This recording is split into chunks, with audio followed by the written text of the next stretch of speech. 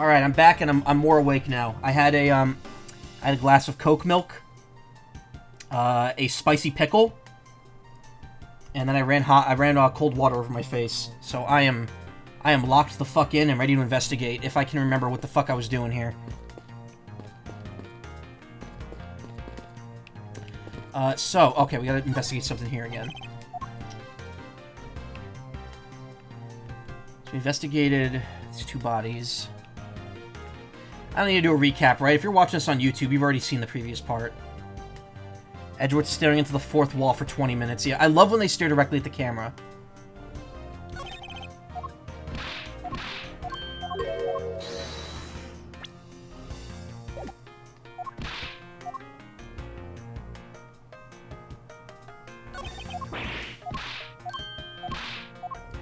So you're implying there's something to investigate here, but nothing is coming up.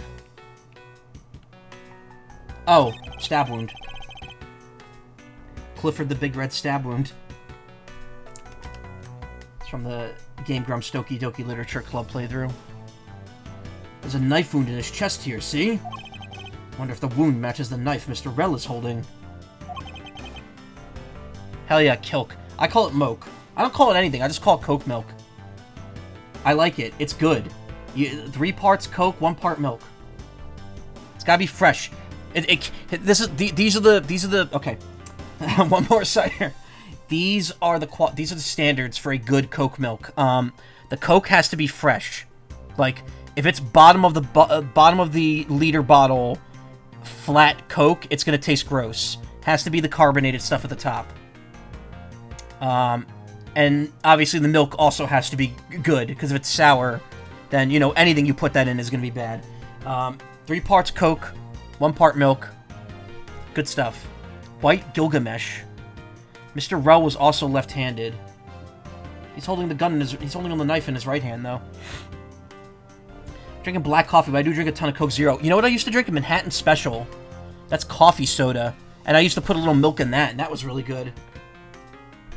Your 7-Eleven stores used to let us make floats of any kind. Like people be making orange juice floats. Hey, orange juice mixed with orange juice with ice cream is good. It's like a creamsicle. Labby? Yes, sir. Verifying now, sir. Make it quick. From the look of things, one could deduce that the knife Mr. Rel is holding is what killed Mr. Faraday.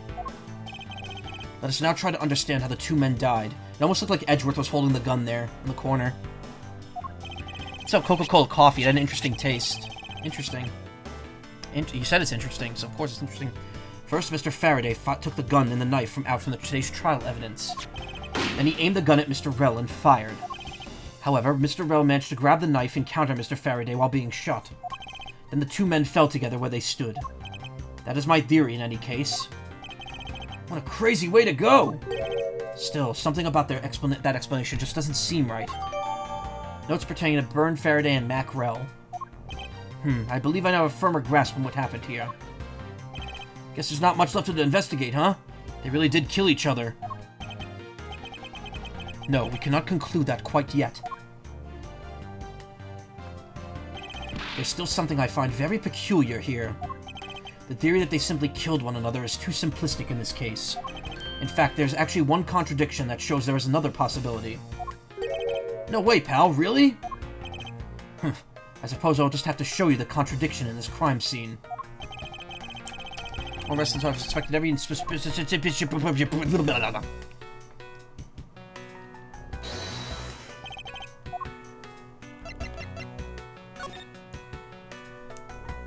Byrne, Faraday, Mac Rel. Time of death, September 10th, approximately 4 p.m. Discovered immediately after a gunshot was heard. Faraday died of a knife stab in the chest. Rel died of a bullet wound to the chest. There's no gunpowder burn. Was closed. So see, he was shot from a few yards away.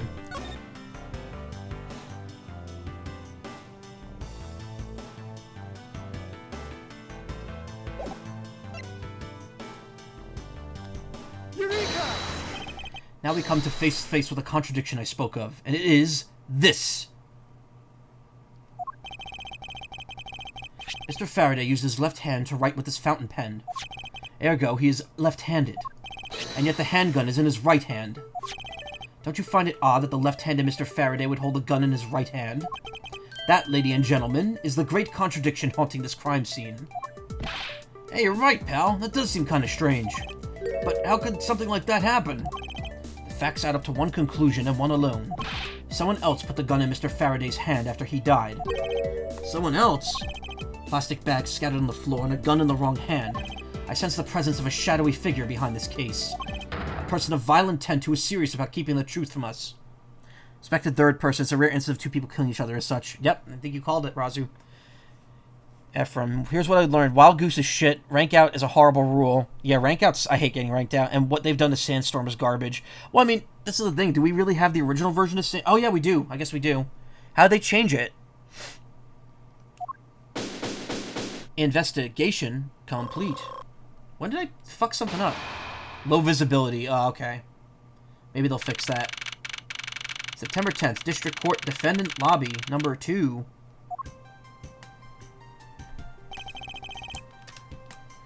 Here's the autopsy report. It's probable that Mr. Rell survived for a short time after he was shot. However, Mr. Faraday died instantaneously from his stabbing. Interesting. Looks like we now know everything we need to know about this case. Are you sure we know everything? Of course! The prosecutor went into a rage from being accused and tried to kill the defendant. But then the defendant fought back and they ended up killing each other. It's all very clear and simple. There's absolutely no margin for doubt. Do you really believe that to be the truth? Huh, you saying that just because I figured out the truth before you? That you don't want to believe it's true? It's alright, if you disagree with my argument, then prove me wrong. Well, if there are any contradictions to be found, that is. Don't worry, I will. Just the killer writes someone else's name in the victim's blood. It's very tacky. Yeah. Every Ace Attorney game does that. What happened? Mr. Faraday's death was instantaneous, while Mr. Rell survived for a short time. Why is Von Karma okay with his 13-year-old daughter bearing witness to this? From this, it's obvious that Mr. Faraday died after he shot Mr. Rell. And Mr. Rell, while on the brink of death, stole Mr. Faraday's knife and stabbed him. Those are the facts of this case. Mr. Faraday's death was instantaneous, therefore he must have attacked first. Proving that logic to be false is probably the fastest way to show her that she's wrong. In that case, I should first look for any holes in her theory, like the hole in Mr. Faraday's chest.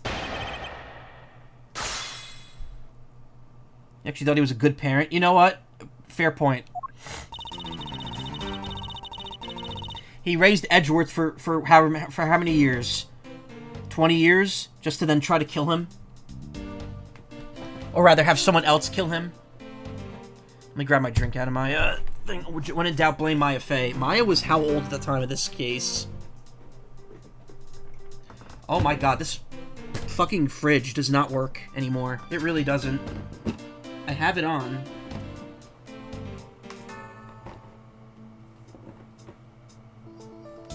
Yeah, this thing ain't getting cold.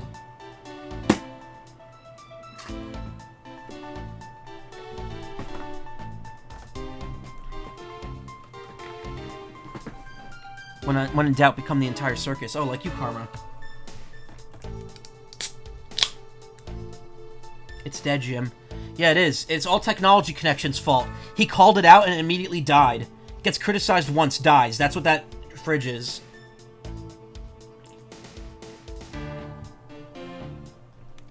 Damn you, Technology Connections.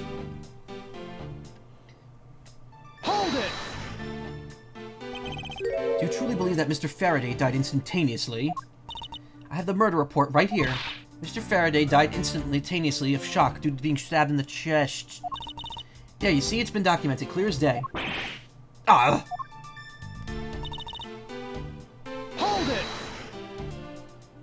Mr. Faraday shot Mr. Rell before he died. Do you have any basis for that statement? Your foolishness has no end, does it? I hate to repeat myself, however, Mr. Faraday died instantaneously. That's all the basis I need. Alright, so if Mr. Faraday died instantaneously, then he must have attacked Mr. Rell before being stabbed in the chest. You're finally beginning to catch on, I see. Hold it! Yeah, he probably killed sales of that thing, let me tell you. Those fridges are about to sell a lot less units now that he's called them out. The fridge was left-handed. So you believe that the dying Mr. Rell stole the knife from Mr. Faraday. Mr. Rell became desperate as he did not want to die. Human beings can do amazing things when they're put to the test. So the two men struggled, and in the end, Mr. Rell was able to grab the knife and stab Mr. Faraday. The messy condition of this room is a testament to their struggle. Yes, my logic is perfectly sound. You usually say that it's perfect. What are you insinuating? Nothing. However, I can't let what you said slide by without further inquiry. One must be clear and precise, so if you could append that statement to your testimony... Fine. I don't know why I said that like that. I said it like Phoenix says it in that one outtake. Testimony? I'm not even the same character anymore. Is this a character on another show? I love Eric Vale. I still can't believe they used the anime voice actors for that Phoenix Wright video the other day. Like, I thought for sure they would use the game voice actors. They struggled, and Mr. Rell used the last of his strength to counterattack Mr. Faraday. Hold it! About this statement. Mr. Rell used all of his remaining strength to take the life and defend himself. One can easily see that they had a violent struggle. Of course, there's nothing compared to what my riding crop can do. How does one compare the damage her crop can do with the state of this room? Furthermore, all the plastic bags on the floor in this room were scattered there due to the fight. Is there anything else I can explain for you? No, that'll be fine. Those are the facts of this case. Claiming speculation is fact already, don't you feel that the evidence is a bit lacking? You'll find all the evidence you need just by looking around this room. Mr. Faraday collapsed on top of Mr. Rell. In addition, Mr. Faraday died instantaneously, making a counterattack impossible. Furthermore, the room is a total mess from their fight. I dare say that there's more evidence here than you could whip a whip at. Looks like she's becoming more and more confident. And looking at this place, she might have a right to be. After all, everything here seems to support her theory. Looks like you're starting to see my point. I have as good as won our little competition. There's something strange about Franziska's theory. I should compare her claim with the data I've gathered thus far. I just know there's a contradiction somewhere.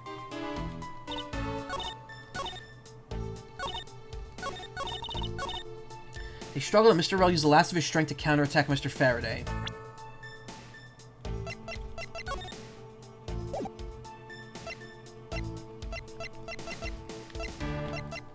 Objection! It's a clear contradiction in your line of logic. And where, pray tell, would that contradiction be? Maybe... nowhere? Exactly. Could I have it all wrong? At this rate, I'll lose her truth for all eternity. I need to pay more attention to her testimony. How did Faraday end up atop him? That's what I thought, but that wasn't right.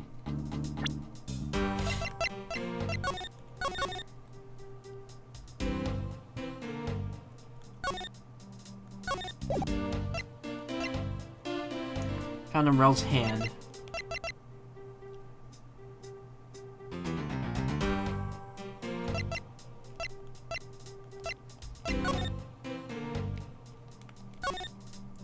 This blood here is from Mr. Faraday, but there are no other clues to be found.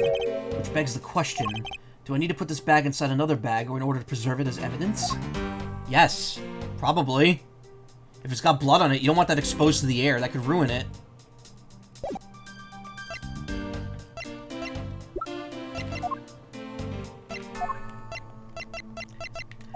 I cannot get over how this dude is 24. How is that a 24-year-old's face? A step bag.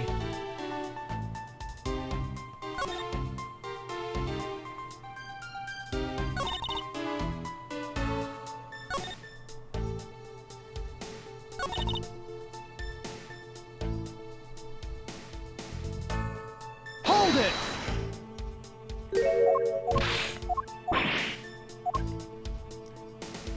Hold it! I don't know.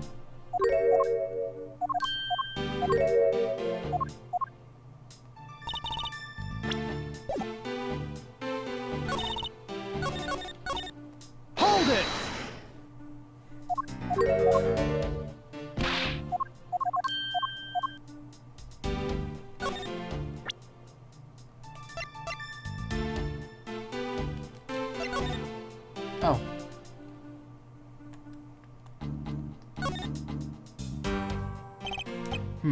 seems Mr. Faraday was in the habit of using very nice fountain pens. That's the total opposite of me. I don't get these things at all. Well, I think a pencil behind your ear suits you just fine. Really? Think so, pal? Man, I knew it was worth something. It wasn't exactly a compliment, Detective. This looks like a quality nib. Hey, let me test it out, pal. Ooh, this is really... I got ink all over my hand. Detective Gumshoe, don't ever play with the evidence like that again.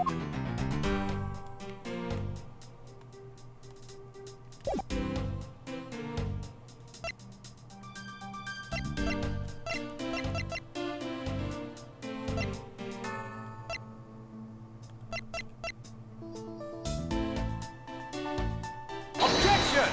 That wasn't it.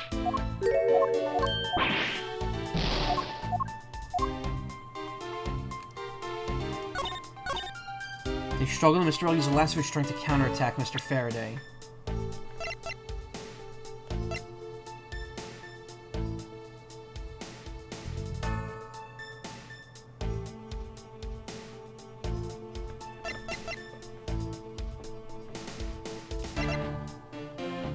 Objection!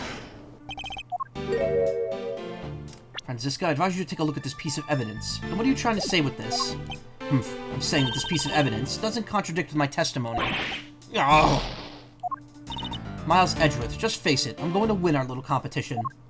I have to calm down and do a better job of finding a flaw in her logic. Objection!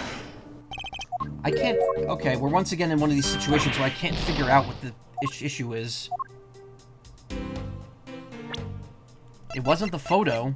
Objection! Okay, it's not the statement then.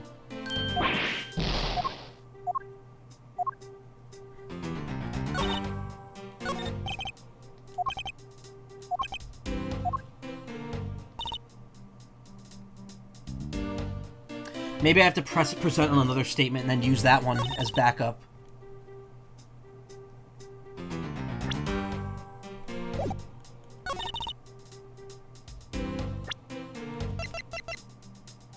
Objection! Nope, that didn't work.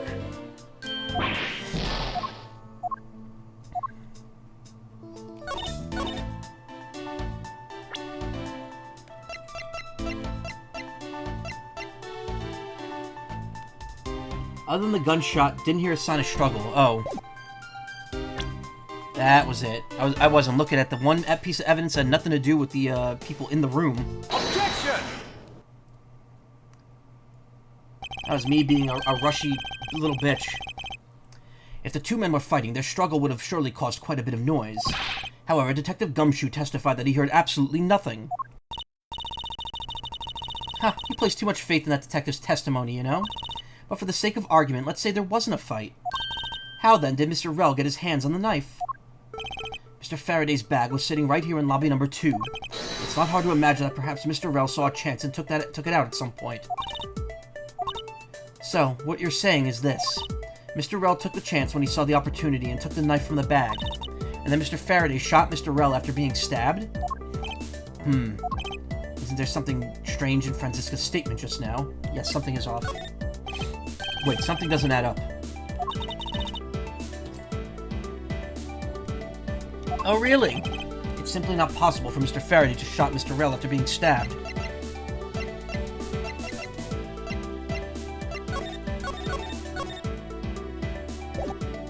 Take that!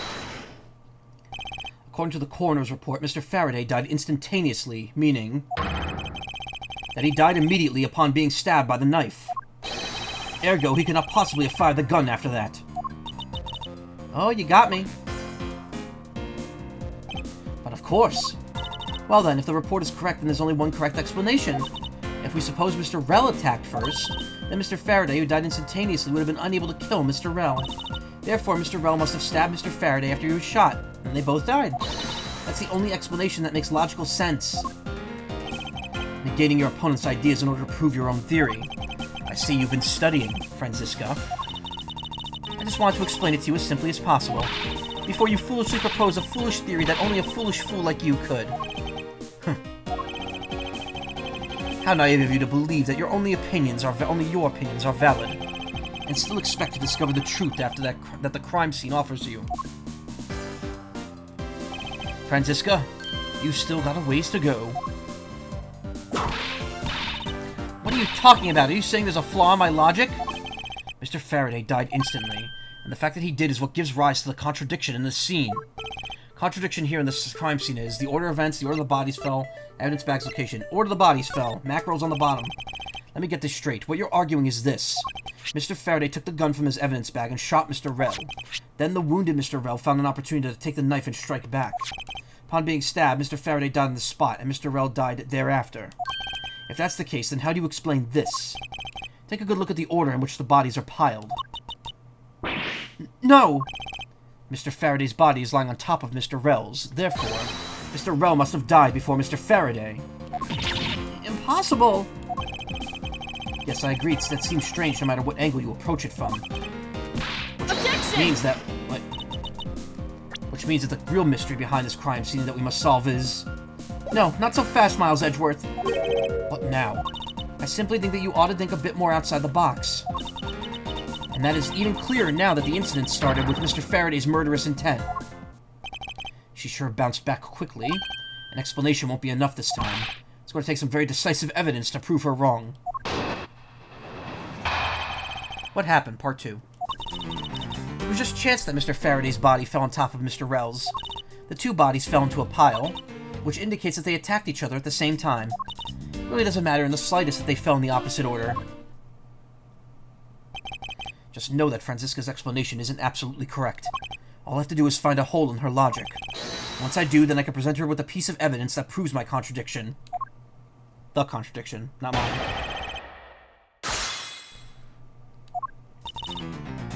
Hold it! Objection! About that. Pressing someone's testimony in order to gain some time to think. You're a one-trick pony, aren't you? It's too bad your trick only works on fools. That wasn't my intent. Simply wish for more details on as to how Mr. Faraday ended up on top of Mr. Rell. Someone's impatient. We're just about to explain everything to you. So you think you'd hold on for a minute? Ah! Franziska, I'll make you a deal. I'll hold on if you hold on to that whip of yours. Oh, I'll hold on to it, alright, as I whip you. Ah! Well, now that you've quieted down a bit, I'd like to continue if you don't mind. Hold it! Two bodies fell in a pile. Two fell on top of each other. Don't you find that just to be a bit strange? Not at all. Ah! You can see in her eyes, she's dead set against me from the bottom of her heart. Miles Edgeworth, once I'm done here, you'll see that there's nothing strange at all. Now then, the two men fell in a pile, which indicates they attacked each other at the same time. Hold it! What do you mean by they attacked each other at the same time? I assume Mr. Faraday had the two different weapons in his hands. He made to attack Mr. Rell while holding both the knife and revolver, and then, after Mr. Faraday fired the gun, Mr. Rell grabbed the knife as he was falling and stabbed Mr. Faraday. This is how Mr. Rell wound up on the bottom and Mr. Faraday on the top. At close range, that is more than possible. Yes, it's possible, but... Well, if you have any other ideas, then show me what you've got. Oh, I will. And to that extent, I'd like for you to append what you just said to your testimony. I don't see any point, but as you please. The fact that they attacked each other at the same time... That fact indicates that they attacked each other at the same time from close range. No, they didn't. The gun did not leave any burn marks. That's an easy one. So I believe they killed each other at close range. Sorry, but that's impossible. Just as it's written in the crime scene notes, the firing of the handgun did not leave a gunpowder burn on Mr. Rell's clothes. Therefore, Mr. Rell and the gun must have been separated by a distance of at least 2 or 3 yards. Ah! Yes, this is by far the biggest contradiction. The two bodies are piled up on each other, yet the gun was fired from a distance. And with there being no chance that Mr. Rell moved that far after being shot, that leaves only one possible explanation. What a completely foolish line of foolish thought from a thoroughly foolish fool! If I'm not right, then who was it that made the first move with the intent to kill, huh? Who? The person that attacked first with murderous intent? That would be... Mr. Faraday. Mr. Rell. Neither man. It was Dade Man. It was Dade Man's brother. Neither man. Sorry, Nather Man. Hugh Man, Dade Man, and Nather Man. Here in this room, contradictions appear no matter which man we claim attacked first. Thus, there can only be one explanation. There was a third person here. It was the third person who killed both Mr. Faraday and Mr. Rell, and set their bodies up to make it look like a double murder. The third person is the real culprit. Miles Edgeworth, there's just one thing you're missing. Evidence, correct? Exactly. Everything you set up until now is nothing but a story played out in your head. However, this is where the real test begins. Can you prove that there was a third person involved in this crime? Of course. If a third person was truly here, that fact would resolve the glaring contradiction. The proof that this has all been a setup made to look like they killed each other. I'll present it and lay bare the final piece of the puzzle that's not yet in place. What is the piece of evidence that proves that a third person's involved?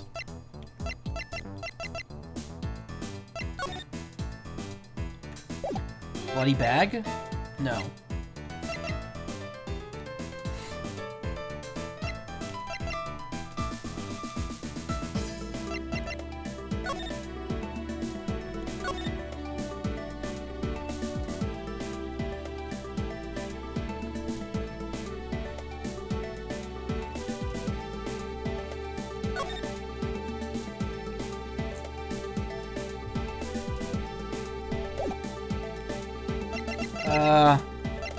Take that!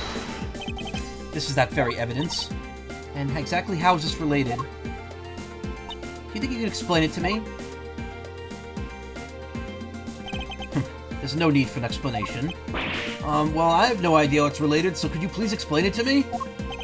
Yes, well, let me guess, you can't explain it, can you?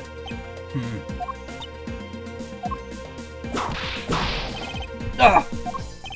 It would appear that I was wrong, but there's definitely a contradiction here. It should resolve itself with the third person. I need to go through my evidence again. Is that the bag? The gun? Take that! Yeah, it was the gun, because it's in the wrong hand. Oh, and it could have been the bag.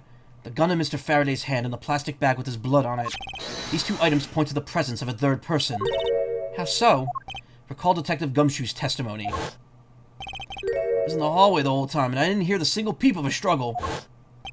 If there wasn't a struggle in this room, then there shouldn't be any plastic bags on the ground, meaning that someone else must have deliberately scattered them around.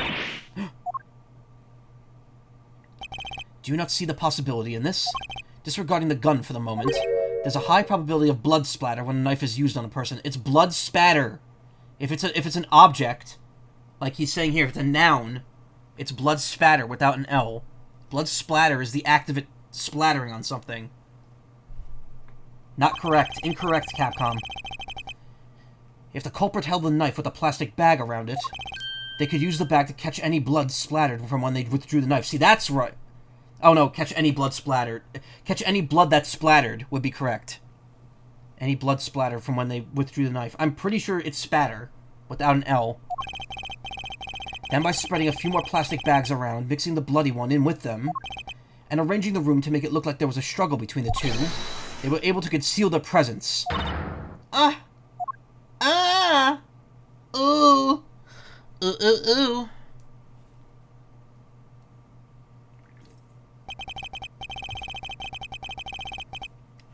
Looks like we still got a long way to go in this investigation. Yes. Objection! Forgot about that voice clip. Look at the judge, he's so pumped up. He looks like he's about ready to go throw hands with someone.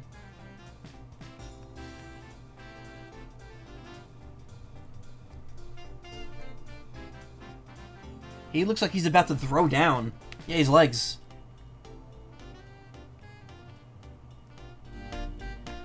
What the heck's up with you, pal? Mr. Bad, I advise you place Detective Gumshoe under arrest. What?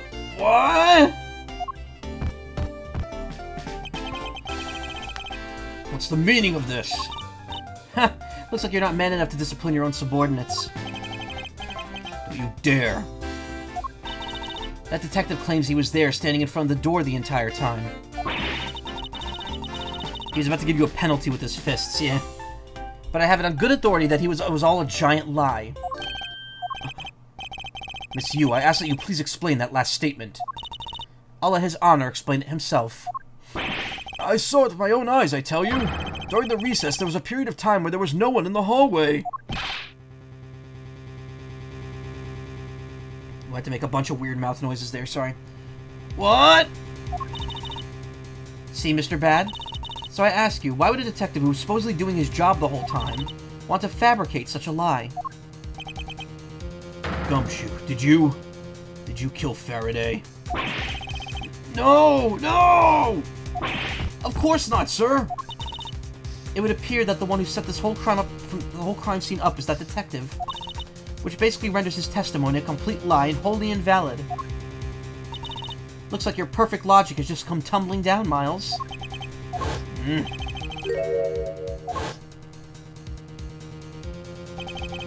that statement really a lie? Detective Gumshoe, you're now a suspect. Detective Gumshoe, you're now a suspect in the murder of 2 men. Now spit out the truth, or so help me. I haven't lied to anyone, sir. Honest.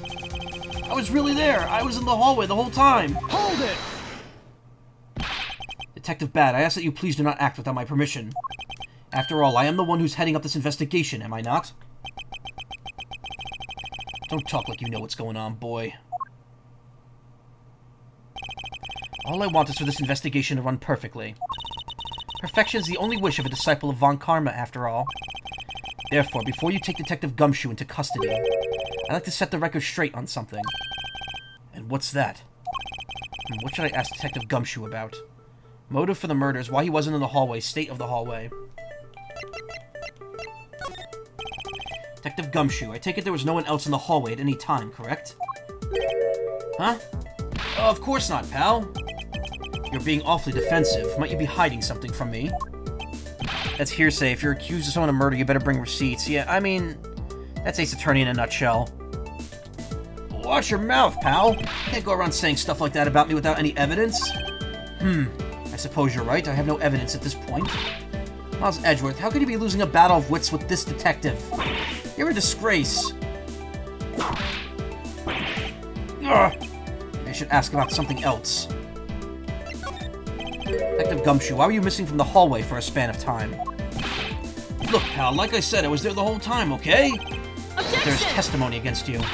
Miles Edgeworth, why are you wasting our time with a completely useless question? The only logical reasoning as to why he was absent is that he was busy committing the crime. Anyone who says otherwise is a fool. Maybe I shouldn't have asked that. I suppose the one thing I'd like clarified is Detective Gumshoe's motive for committing this crime. Motive, huh? Gumshoe? Got a grudge against Faraday or something? No, sir, not me. Not a single bad thing against Mr. Faraday, sir. Is that a fact? Objection!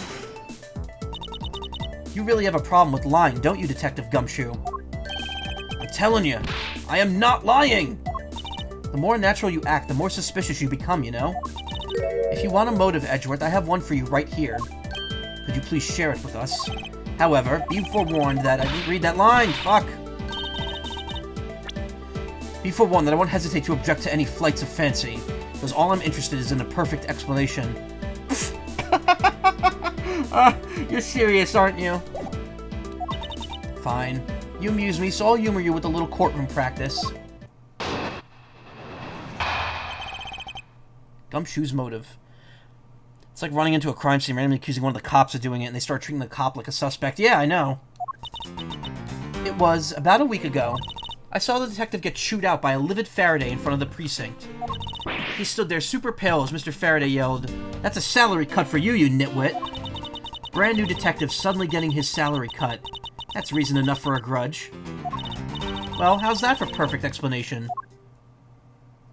You totally misunderstand me, pal. No matter how mad I get, I could never hold a grudge. Quiet. Can't trust anything you say. Of course, by Ace Attorney logic, the killer's always someone nearby, yeah. It's always one of, like, the 10 characters that get introduced in that case. Though, to be fair, Great Ace Attorney kind of switches that up.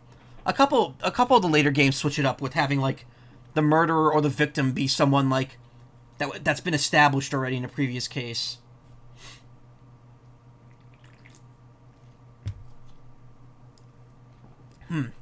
Nothing wrong with the motive she proposed, per se. There's some gaps in her logic that need to be filled in. Miss Yu's perfect explanation may not be so perfect after all.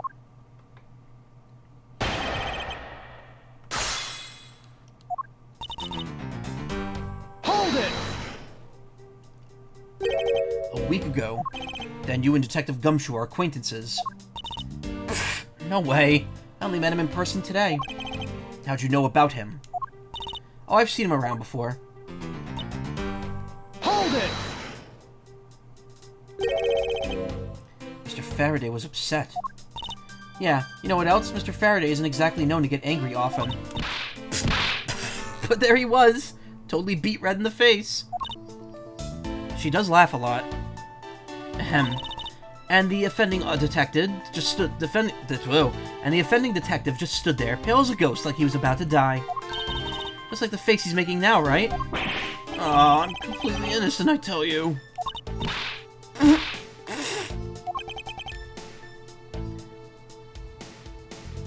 Be like the Vinny. It's like the Vinny laugh, where he like snorts. He makes the whipped cream container noise. I wonder if that video still exists with the whipped cream.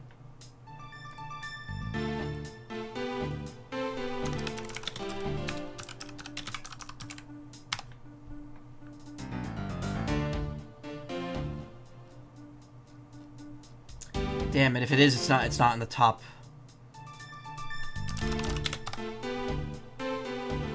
It's not in the top few videos anymore. I have it favorited, but it would take forever for me to find it.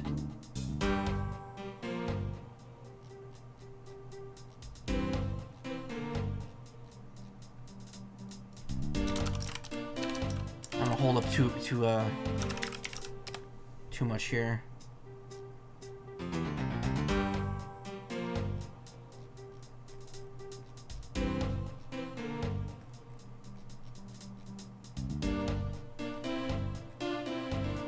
Nah, it's not here. Why not pudding? Does it look like I'm made of pudding? Yeah. Poor man.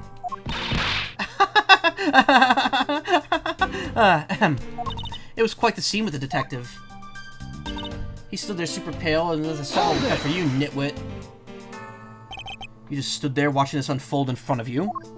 Yeah, I have to say it was really enjoyable too. That's why when I saw Detective Gumshoe earlier, I knew to steer clear of him. No way. I thought it was because I had something stuck in my face. Huh? What did I got stuck on my face? Let's start with your eyes, nose, mouth. Oh, and those ridiculous eyebrows. Huh? Oh man, messing with your head is just too much fun.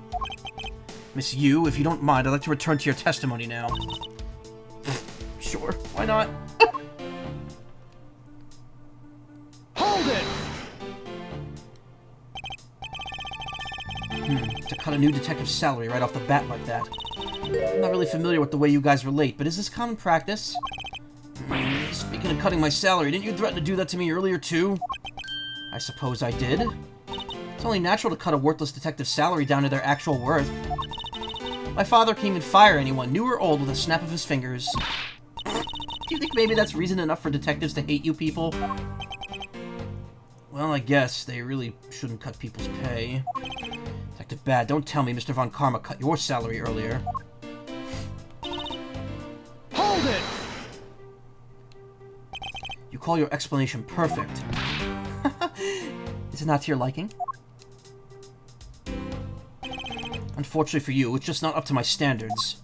Oh, is there something you want me to clarify in that case? What should I do? Should I raise an objection? Yeah, of course. Alright, if you could clear one thing up for me. How Mr. Faraday was killed, motive for killing Mr. Rell. I understand Detective Gumshoe's potential motive for killing Mr. Faraday. However, what about his motive for killing Mr. Rell? His motive for killing Rell? Like I would know. If there was no clear motive for both of the murders, then I doubt this incident would have occurred, wouldn't you agree? Is there anyone else who might have had a grudge against either of the two men? Or should we look into that ourselves? Oh, in that case, I have absolutely no idea. What? But that's impossible. She must know something! Salary, Gumshoe volunteers at this point. In general, Ace Attorney in general seems like really just like playing as the only sane man trying to prevent someone innocent from going to jail. Out of sheer stupidity or gullibility. Yes, sometimes. I think it's convoluted in the later cases. Wait. Can you please not glare at me like that? It makes me laugh. Eating ramen every day, yep. I didn't even do anything and you're already laughing away. Well, anyway, the way I see it, as long as he had a motive to kill one of the two, this crime would have played out the way it did anyway. Oh, would you care to explain your logic? And this time, please try to provide a truly perfect explanation. Perfect this, perfect that.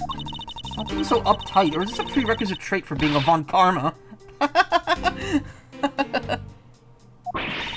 Miles Edgeworth, I demand you shut this rude woman up. I wish you'd both be quiet for just 1 second.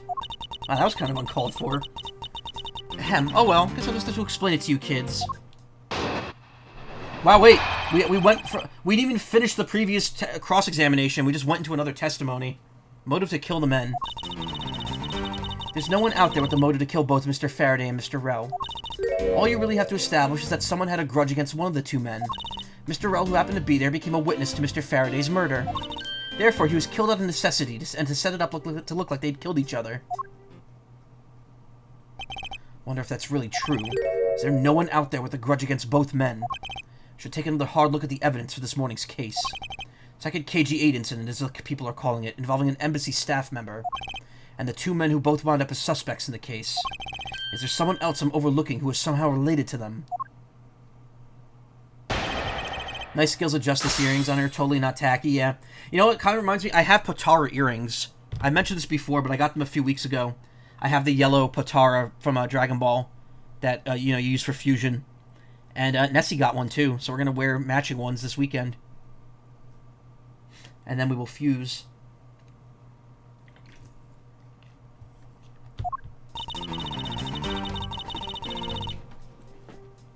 Hold it! So there's no one else who might have a grudge against both of them. I suppose no one is a bit of a stretch. I'm pretty sure no one like that was here in this courthouse today. She's lying through her teeth. We just saw someone like that here earlier. Besides, you don't need to prove that the killer had a grudge against both men. Hold it! Someone with a grudge against one of the men. In that case, aren't there plenty of other people who fit the bill? Sure, after all, it doesn't garner scorn from another simply by being alive. Just ask any trans person. But the only one who held a grudge and acted upon it by killing was Detective Gumshoe. Furthermore... Hold it! So you're saying that he was basically silenced. Aren't you glad you managed to avoid the same fate, Your Honor? Why, if you had been one of the one that witnessed the blood-covered detective... What? Detective Gumshoe, you would kill even me? What? I could never do something as terrible as that, Your Honor. There's no need for... Oh, yeah. There's no need for even a second of deliberation. I will hand down my verdict here. Your Honor, take a look around. We are not in court right now. It would be greatly appreciated if you would stay here with us in reality. Please forgive me. I know not what I do. And you there, Miss Yu, hurry up and continue with your testimony. If you fail to do so, I will whip you into shape. That's nice. Sounds kind of like fun, actually. Wow.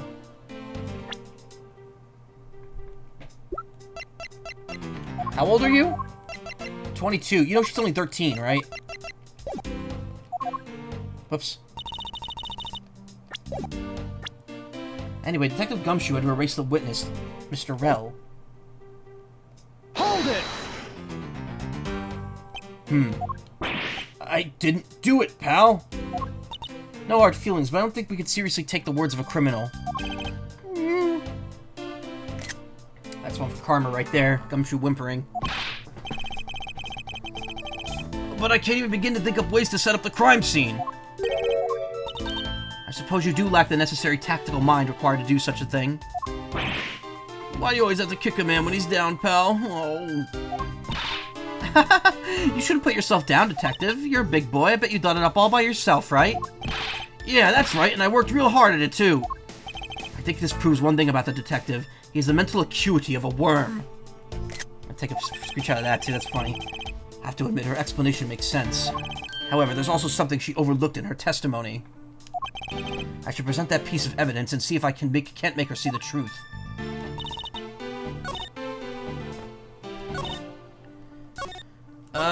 I don't know.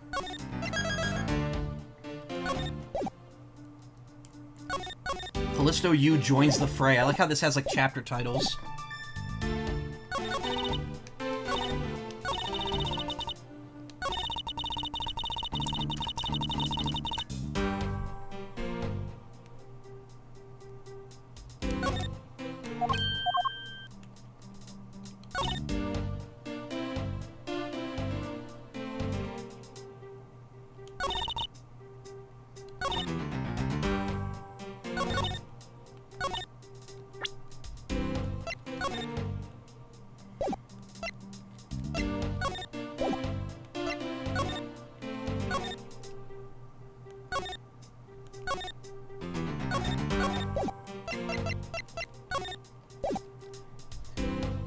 Reference materials regarding the KG-8 incident. Received them both from my mentor.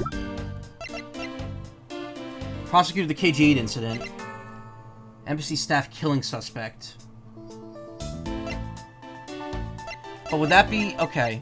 I'm thinking that they want me to point to Manny Cochin here. But at the same time, like, was Macro... You know what? Let's just do it. Objection! That was right. Miss Yu, I believe there's someone you overlooked in making your statement. Or rather, is it because you'd rather not bring this person up? What do you mean? We were looking for someone with a reason to kill both Mr. Faraday and Mr. Rell. I can think of at least one person that fits that bill. He was the suspect in the original KG-8 incident, and a member of the Kodopian Embassy staff, Mr. Manny Cochin.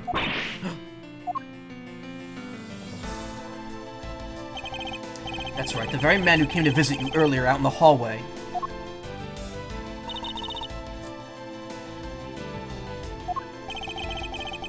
The man who killed a member of the Kodopian Embassy staff, Mr. Rell. And the man who was lead prosecutor of the KG-8 incident, Mr. Faraday. Are you... Oh, I almost choked there. Are you telling me that Mr. Cochin has no reason at all to kill both of these men? Well, I suppose he might have a reason or two. You covered for me, pal. Maybe you're not such a bad guy after all. Don't get ahead of yourself. You're still a suspect, make no mistake about that. The perfect evidence, the perfect testimony, these are the only things I wish to hold. No dying, Squirtle. I'm still a bit drippy from being sick. But I didn't do it! We'll stay under my authority and go investigate Mr. Manny Cochin for me. And remember, something I didn't get to read up. Hold it. You want to investigate Cochin? You'd just be wasting your time. Remember, I will not be forgiving should any of this leak out. Okay. Why is that? Cochin was up in the viewing gallery watching the trial. Or so I was told. Every cop in this place has been keeping an eye on the guy since he arrived. The only real suspect we have is still Detective Gumshoe. I suppose so. No way. Come on, Detective Bad. You gotta believe me, sir. I really was in the hallway the whole time, sir. I never took a single step into this room, sir. Okay, then are you saying there was someone else who passed through the hallway? No, there was no one else, sir. Then why should I believe you didn't do it? There's one incredibly foolish detective, standing right in front of a crime scene all by himself. It's as good as a confession of guilt. No, he was assigned to stand there. You guys just don't want to believe him. Is this message visible? Yes, I could see it. Why, are you having issues sending it? Ayla has that sometimes. The last message you sent before this was the low visibility message. From, about Sand Ocean. Okay. I have to admit, it is a bit strange. Most criminals will fabricate some sort of lie to escape... Lie? Most criminals will fabricate some sort of lie to escape their crimes. If that detective really wanted to prove that he was innocent, you'd think he would have at the very least offer up an "I spaced out while on duty" or the like. Come on, Gumshoe, time for your interrogation. Latios. Detective Bad.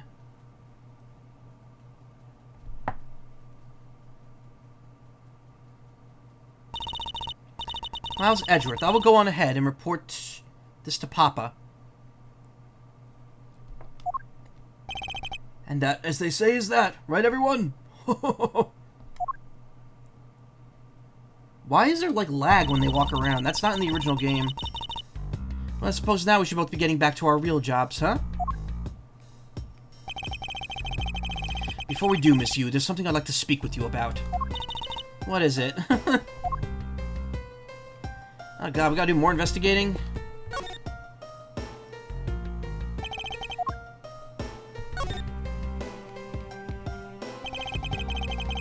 Everything is neat and tidy on top of the table with not a single disturbance in the site. Mr. Faraday's bag. The evidence for the trial of the embassy staff's murder is in here. And if things had gone smoothly, they would now be mine. All mine! Including the 2 weapons in this double murder, the knife and the gun, I suppose. Television has been left on to preserve the crime scene, of course. And it will stay on until the police are finished with their investigation. They think nothing of saving electricity? How bothersome. Doesn't look like it's on to me, Edgeworth. Pleasant breeze is blowing through this window. Well, I can exchange it with the stifling atmosphere of this crime scene. Some Hoenn trumpets in this music. Listen closely.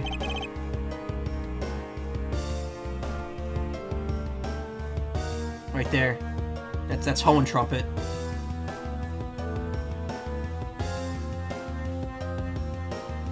Of course it's on some LaCroix channel. Yeah.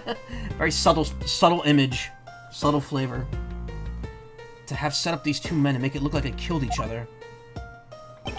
There's one thing I cannot forgive. It's desecration of the dead. So you could stop saluting. Hey, wait! Edgeworth? Where are you off to? Aren't you the one who wanted to talk? Oh, yes. Sorry about that. I just wanted to go over here. So just another cheap sofa. If I should buy one for my office, I'll be sure to select a much more luxurious one. These plastic bags look like they fell here by chance at first glance. But all of them, with the exception of the bloody one, are just camouflage. I suppose you could call this a twist on the old "to hide a tree, hide it in the woods." Mr. Fancy Man with his fancy taste. Yeah.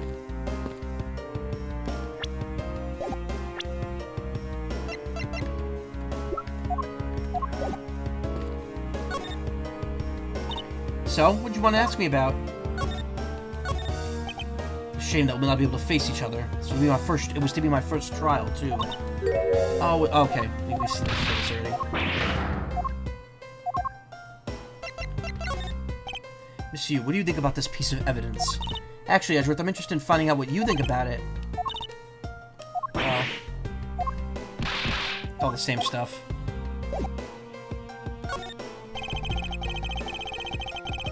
The current case of the murdered Kodopian embassy staff member. I've heard that people have begun calling it the second KG-8 incident. Only among you law enforcement types. And, what about it? I'd like for you to tell me everything you know about the original KG-8 incident. I'm afraid I can't help you. I don't know anything beyond what was reported in the papers. No, I believe you know much more, since you're directly tied to it. I'd appreciate if you'd stop with the false accusations. Baseless outbursts are useless both inside and outside the courtroom, don't you know? I do, but I also know that I do have a leg to stand on here. Think you could stop making the ultra-serious face in front of me? Oh, if you could please stop laughing for just 1 second. I'm going to make headway like this. I'm just gonna have to show her exactly how related that she is to the KG-8 incident. Miss Yu, I believe I have proof of your connection to the KG-8 incident. That file's your proof? Very well then. Why don't you tell me exactly how I'm related to the KG-8 incident? Through the victim. Your connection to the KG-8 incident is through the victim, of course. The victim's name is CCU. You will note that she has the same last name as you. Can you really still tell me with a straight face that you are not related to this case?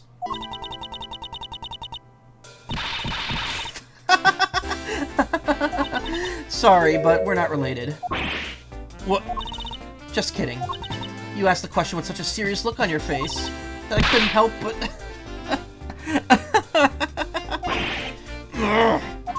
Miss Yu, I ask that you please tell me the truth.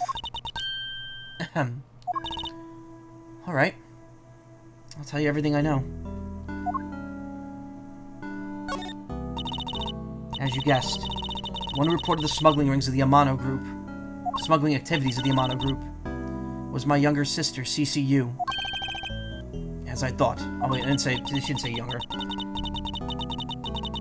And she was killed right before she was to testify at the impending trial. By Manny Cochin. But because he was tried once and was acquitted, he gets to live out the rest of his life, the rest of his cushy life, completely carefree. All because of a lack of evidence. No, I heard that the evidence to convict him did exist. What? I heard it from Mr. Faraday himself after Mr. Cochin's trial was over.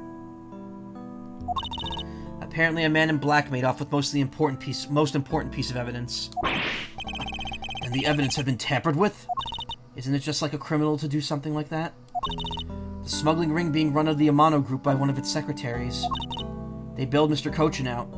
Turns out they were in league with each other all along. How big was that smuggling ring? Was it a large operation? I don't really know. Which is why I wanted to become the lead defense on this case that the people are calling the second KG-8 incident. But I haven't learned anything new at all. I was probably expecting too much, I know. You mean you think this case has nothing to do with the smuggling ring? I don't know what to think.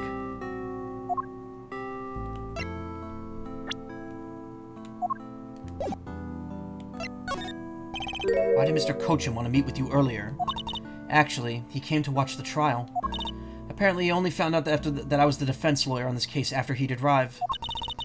He figured he should say hi, and one other thing. Looks like you couldn't resolve anything this time either. Too bad. What was that supposed to mean? Oh boy, stop it with the scary face already. I'm fine, really. I gave him a good slap across the face. The way she talks about slapping him as she laughs away is kind of creepy. Ahem. But it's just as Mr. Bad said. He's not related to the double murder. I asked around and people in the gallery claim that he was in his seat the whole time. Talk about cruel fate. Well, this is about all I know. Sorry. Guess I wasn't much help, huh? That's not true. I'm sorry I made you recall such a painful time in your life. Edgeworth, you really are too serious for your own good. You really need to learn to relax. We wouldn't want you to die of stress, would we? Thank you for the advice, but there's no need to worry. I work in my own way, and I will catch this criminal in my own way as well. You'll see. Look at you with your game face on, ready to go. I'm making no such face. Did you know? Laughter's the best medicine, Edgeworth. Don't you get tired of making such a serious face all the time? I'm charged with making sure that all the criminals of this world are found guilty. I have no need for laughter. There you go, making that face again. Oh well. I gotta get going. Still have a few loose ends I need to tie up here.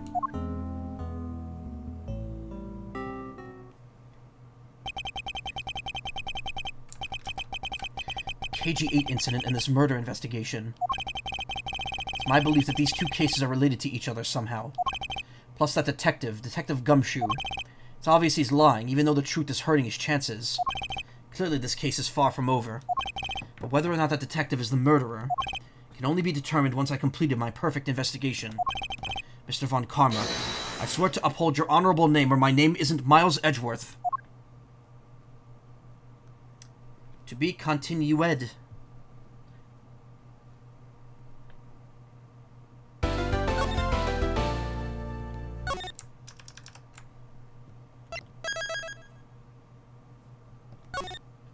Okay, before I go on here, I have to use the bathroom real quick. I will be right back. Where's my damn pause recording? There it is.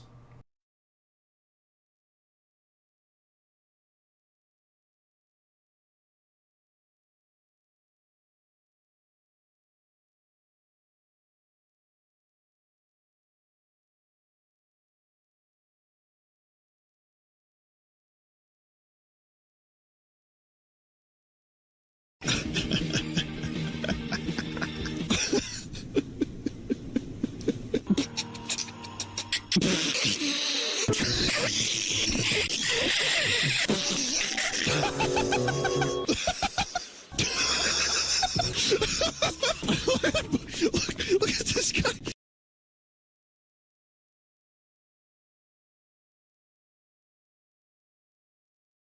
That's what I was looking for earlier. It's just called, the video is just called Vine Whip, as 2 words. That was uploaded almost 8 years ago. That was uploaded by Kodaichi on November 2nd, 2016. That was like before the Pokemon, that was right before Pokemon Sun and Moon came out. I love that video. I keep forgetting what it's called. It takes me forever to find it, but I love it. While I was gone, Maya Fey was accused of nuking the entire country of Turkey. Unbelievable. No, actually, very much believable. Absolutely believe every moment of that. Every word of that. Anyway, let's go for another... We're going to go for another hour here. I'll stop at like 4:20, just like I did last night. September 10th, 4:45 p.m., District Court, 3rd floor lobby. That took more than 45 minutes, man. Sir, what is to become of the trial into the Kodopian Embassy staff member's murder? Indeed, since both the suspect and the prosecutor are now dead, the case will be dismissed. In other words, the trial ends here prematurely. Huh. Looks like you just have to wait a bit longer for your big debut. I suppose it can't be helped. The evidence for this trial will be transferred to you in a little while. Sir, what do you think about the murder of the Kodopian Embassy staff member? And the murders of Mr. Faraday and Mr. Rel? What an outrageous circus it's all become. That Faraday brought it upon himself with his naivete. An outrageous circus. Right, sir. I grow weary of this topic. Edgeworth, I will have you assigned to a different case. Papa, you'll come and watch my courtroom debut next, won't you? I'll consider it.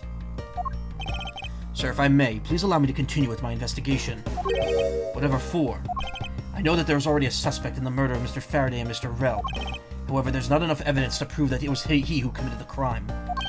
I'd like to continue investigating in order to find the perfect proof for his guilt. The perfect proof? Don't make me laugh. A worthless person like you has no right to claim such a thing as perfection. Child labor laws, yeah. I mean, she doesn't become a prosecutor until she becomes 18. That's still too young. You can't take the bar exam until you're in your 20s, usually. I mean, the excuse they give is that she's from a foreign country, so they allow her to take it earlier. Also, if you just excuse me one moment.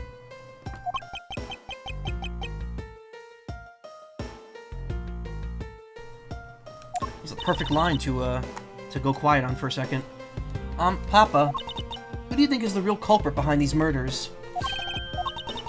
Miles and I, we're competing to see who could find the real killer first. Plus, being able to investigate a real crime scene is a really rare opportunity. It'll give us some real-life experience, wouldn't you agree? You want to investigate this case, that much, then do as you wish. And you're allowing us to continue. In court, your top priority is to win, and a solid investigation is one of the keys to winning. We have to make sure you become recognized as a first-rate prosecutor, don't we? It wouldn't be very interesting otherwise. I just realized, like, the double meaning of this quote. Like, he's talking about his eventual, like, betrayal of Edgeworth and trying to get him murdered. I'm returning home now. Did I just Edge Ziska? Oh my god. Edgeworth, Franziska, see to it I'm not disturbed, save for the results of your competition. Yes, sir. Of course, Papa. Franziska, thank you. What are you thanking me for? Your logic earlier was built on that scruffy detective's lie. That means the competition is still on. Yes, just as you wished. Can't let you get off so easily. Now then, let's see how well you fare on the investigation from here, Miles Edgeworth. No, I don't have enough information yet. So my first order of business will be to question anyone involved with this case. By the way, Manfred, care to come check out this cool metal detector? Yeah, I almost didn't, like, I didn't realize, like, the way he says that, things won't be very interesting otherwise with those ellipses in the front. He was clearly thinking about his eventual plan to have, Yanni Yogi shoot at him. Also, I just noticed the sprites actually get smaller as you go further in the background. Like there's a little scaling going on. Ugh. What's the matter, officer? I've been standing here forever, sir, and I really need to go to the bathroom. Why don't you just make a quick trip? The nearest one isn't that far, is it? No, it's a short way down the hall beyond these doors, but I don't want to be blamed for anything that might happen while I'm gone. So I'm gonna hold it. Perhaps Detective Gumshoe could be a positive influence on the force, after all. Sir, nothing to report, sir. Is there no one who will make this man take responsibility for his actions on the job? Looks like we have no choice but to report this to Papa. This guard could have fun in a waking nightmare after being awakened from his dream. Just use the dang piss jar. Oh my god. This isn't Amazon.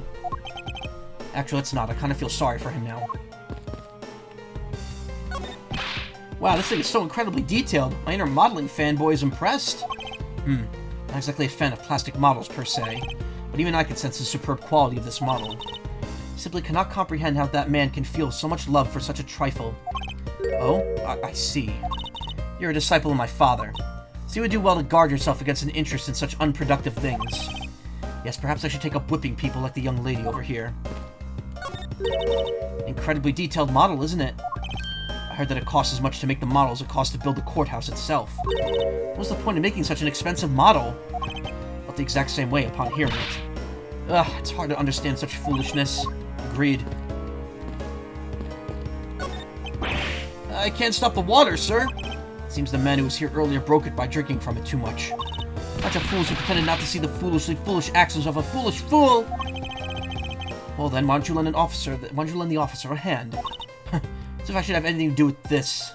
Besides, that water-drinking fool's mouth is the thing that the officer should be covering. Let's give that officer a description of the water guzzler for later. He seems to have quite the grudge. Seems to me like someone wanted to drink. Miles Edgeworth. Yes? What is the meaning of this bulletin board? Why are there so few trials posted? It would appear that the entire week is devoted to Mr. Rel's trial. Is the crime rate really that low in this country? Or maybe the police lack the proper motivation to get out there and catch the criminals.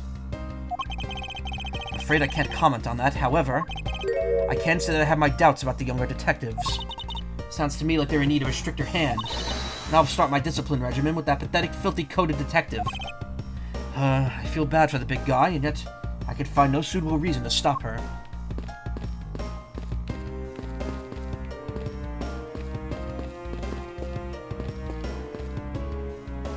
Oops. Yeah, I don't know why it's like so laggy at points. It's a bookshelf. And what's this? Judge's Trial Exchange Log. It appears to be a journal where the various judges share their thoughts and ideas. The real daily lives of the judges are laid out here on these pages. There's nothing about the court in here. It's just page after page of unrelated drivel. Judging by the content, they are very enthusiastic about the courthouse's daily menu. And it would appear that they enjoy it, that the fried oysters are a favorite. I have no use for such foolishly foolish words from that foolishly foolish crowd. Someone please assure me that this is not the true state of this country's judiciary.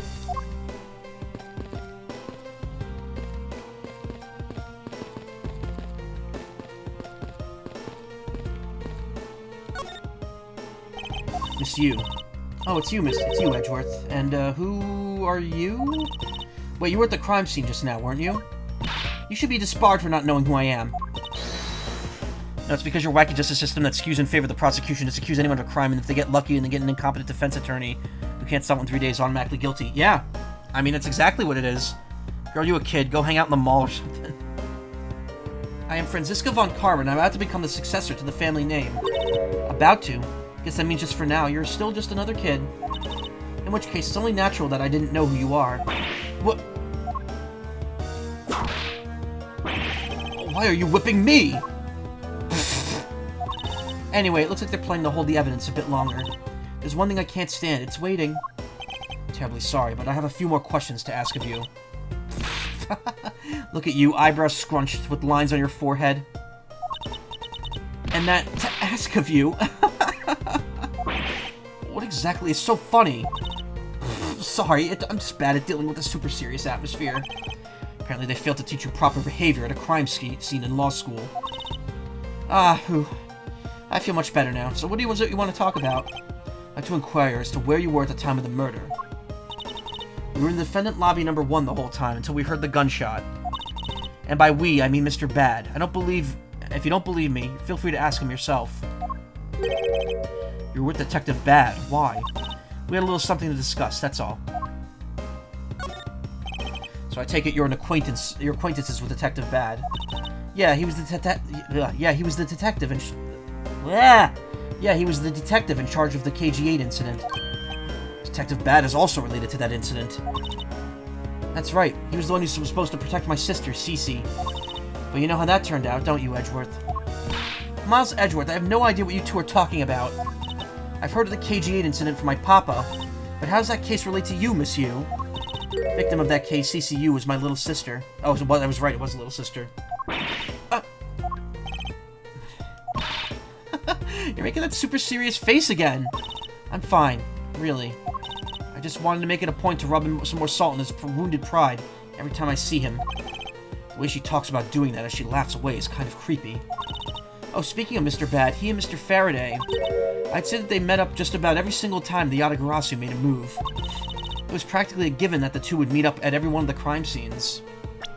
Mr. Faraday. I see. He did mention that he's in charge of the Yatagarasu investigation earlier. Maybe I should ask her in more detail what she knows about the Yatagarasu. You claim that at the time of the murder you were with Detective Bad. But don't you lawyers usually discuss the trial with your clients during a recess? We do, and that's what I was planning to do. But Mr. Faraday was being rather threatening, and he dragged Mr. Rell away.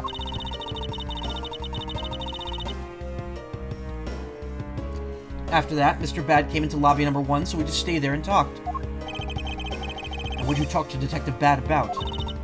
Nothing interesting. Just insulted him some. Talked about how the trial was going, and then I insulted him some more. Bloody. When she's not laughing, her mouth seemingly spews nothing but insults. Anyway, Mr. Bad and I were in defendant lobby number 1 when the murders occurred. So I really can't tell you anything about the hallway or lobby number 2. I see. I'd like to ask you a few questions about your client, Mr. Macaw. Now, your client first claimed to be the Yatagarasu, is that correct? Is that correct? Yeah. Once I heard that it was from the Yatagarasu that had made them off with the evidence from Once I heard that it was the Yatagarasu that had made off with the evidence from KG-8, I began to ask Mr. Rell all sorts of questions, but to no avail. Turns out Mr. Rell was not the Yatagarasu. He had just made that up. He made it up. It's false. He made it up. Mr. Rell's crime was caught on tape by the security cameras, but there was no footage of him sneaking into the Kodopian embassy by himself. Hold on for just 1 second.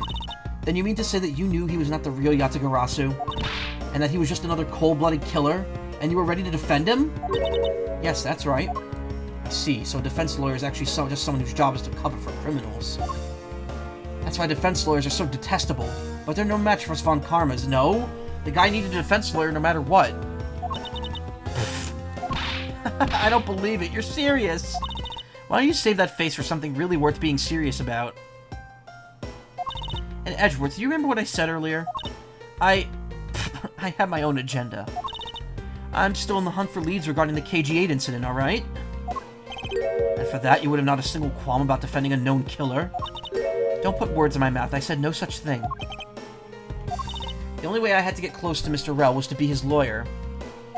I had no intention of covering for him, ever. So don't you dare suggest I was going to. I'm sorry, forgive my rashness.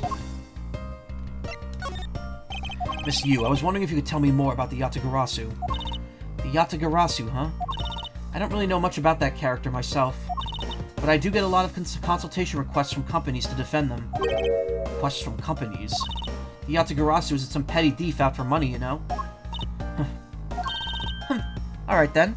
Perhaps it's the Yatagarasu in the business of stealing people's lives? You're not very funny or witty, are you, little Miss Von Karma? Ugh! Franziska, be careful about who you whip. Choose carefully, you may be sued by... Oh! There, I chose carefully, just like you wanted.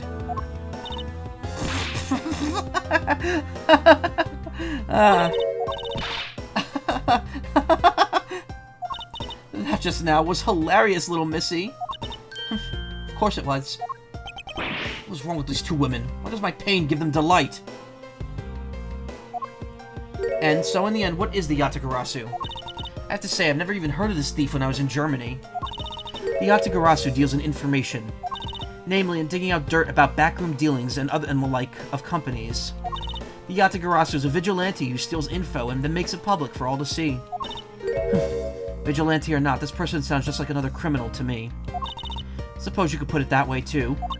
But either way, I get a lot more clients now thanks to that thief. Sounds like Miss Yu is profiting nicely. I suppose I've gotten all I can out of Miss Yu. Should move on and speak with Detective Gumshoe now.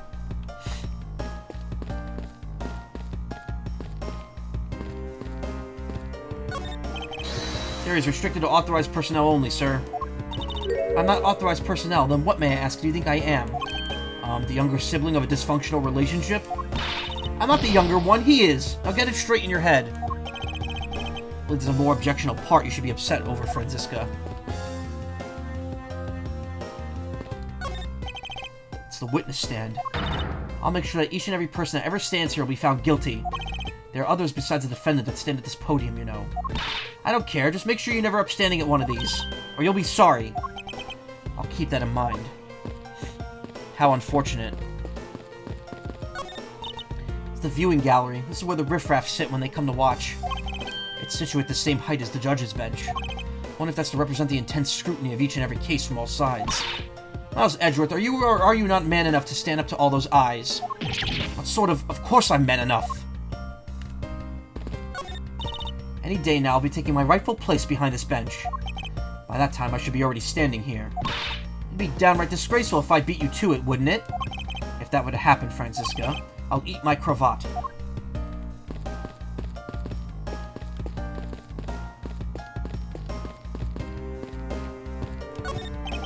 It's the defense attorney's bench. I'd probably be standing on this side of the courtroom if that incident hadn't happened. What are you talking about? What are you thinking about? The more wrinkly your face becomes, the less I'm able to read what you're thinking. I will eat my carrot. Nah, the cravat is that frilly thing on his chest. Well, I never. I'll have you know, I don't have a single wrinkle upon my youthful brow.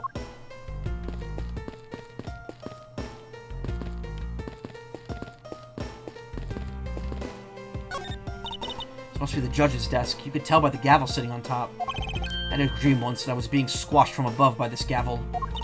You're such a weakling, Miles Edgeworth. You have no idea how frightening it was. Behind each bench awarded. The judge's chair. Must be wonderful to sit here the whole time.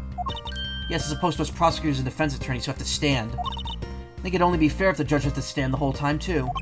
His honor's an old man. He should be afforded some comforts. Fine, he can enjoy this chair, but he'll share in our pain through my lashes. Fear for the judge if Franziska would ever become a real prosecutor. You can see Ed. Look closely here. See Edgeworth's foot glitch through the side of the bench.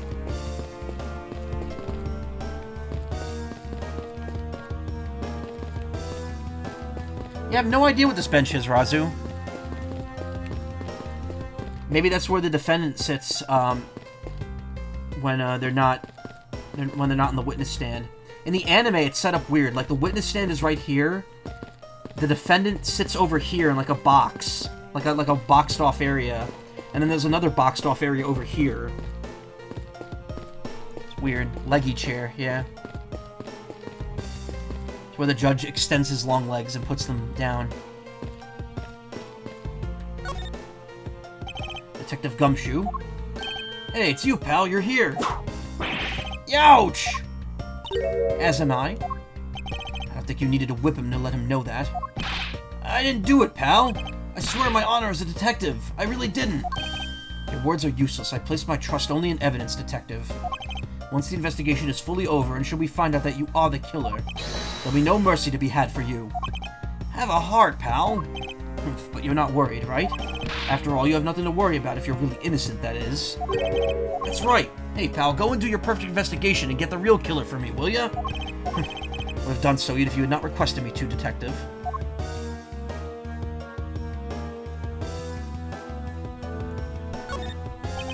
So you and Mr. Faraday had a small meeting last week, did you?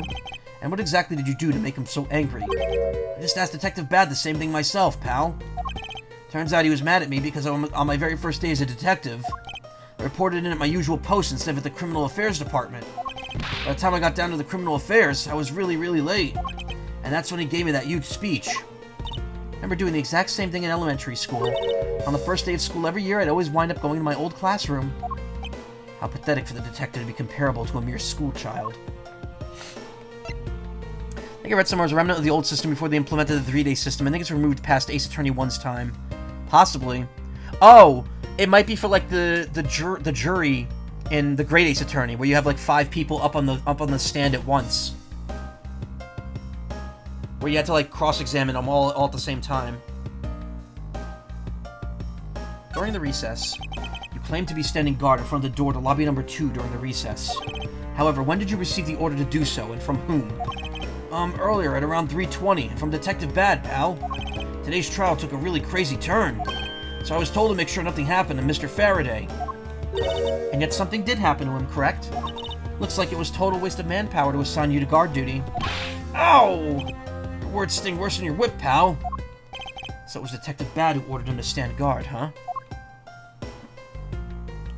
Her bailiff or court reporter or court stenographer, maybe? Possibly. Now then, Detective Gumshoe, is there anything else you'd like to tell me? Nope, not a thing, pal.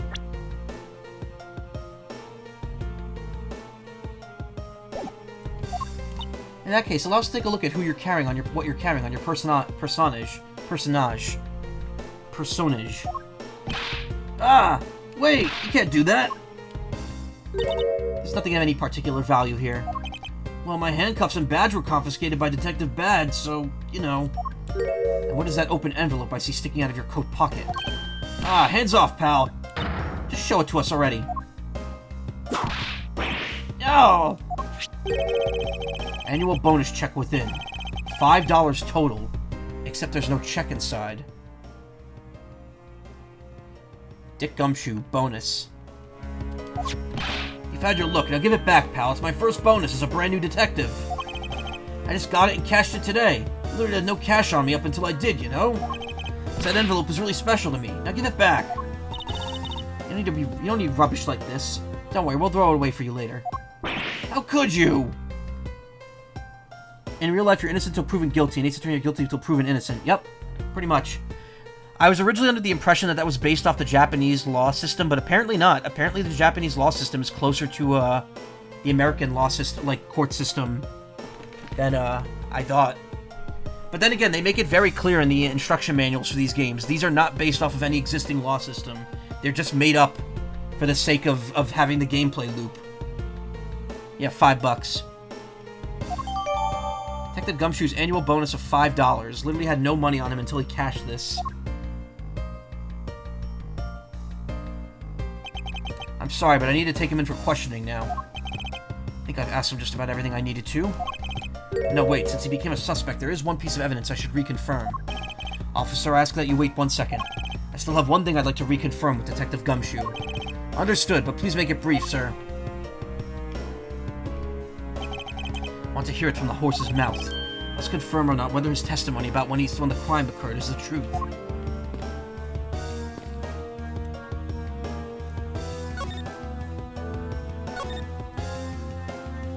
Yeah, and then the charge to cash the check brings it down to $4.90.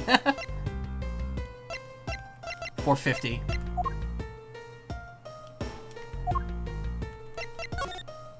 You told me earlier that you heard no sound other than the gunshot out in the hallway.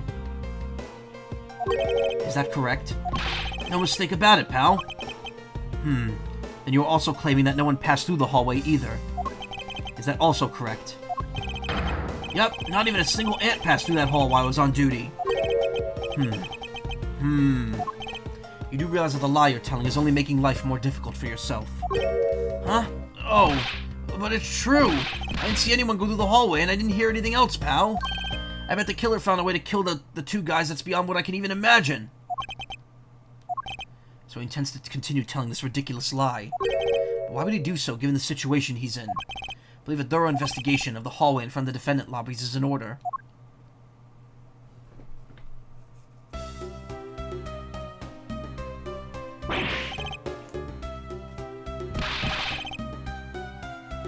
Ah, you! Ow! That was really funny. Why'd you do that?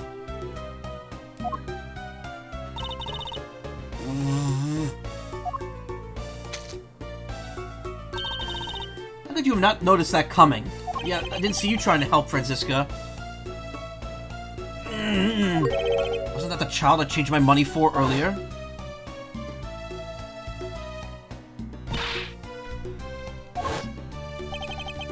Kids can sometimes be so cruel. Looks like you dropped something. Swiss roll data jotted down in my organizer. Swiss roll dropped by the mysterious young girl. Says courthouse special on it. Maybe we should arrest the girl. She might turn out to be a valuable lead. I believe some sort of punishment may need to be dealt the next time we meet. To be fair, Edgeworth is really bad at spatial awareness sometimes, true. I believe I've asked all that I need of this man. Now for Detective Bad and the judge. I have to confirm who is correct, the judge or that scruff face, right? Suppose you should inspect the hallway in front of lobby number 2 next then. I suppose so. Shall we head on over, Franziska? Yes, we have the Swiss roll. It is in our possession. Yes, what is it? That scruff face's movements during the recess are really suspicious. Oh, I suppose you noticed it too, then. Of course I did. Scruffy's giving a testimony that's nothing but harmful to himself. Only criminals would tell the opposite type of lie to attempt to escape. Yes, that is exactly the same point I'm having trouble understanding. It seems that I need to expose what he's really been up to during the recess. And to do that, I should head to the hallway where he was supposedly standing guard.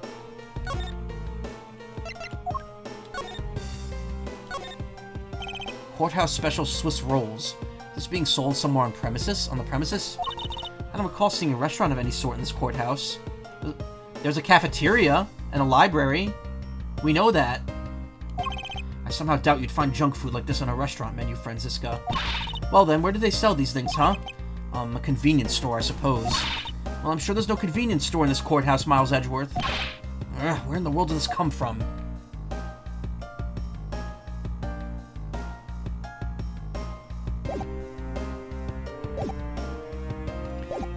It's funny. Okay, it's funny because you're talking about your can I eat it? Don't diss my little Debbie Swiss roll.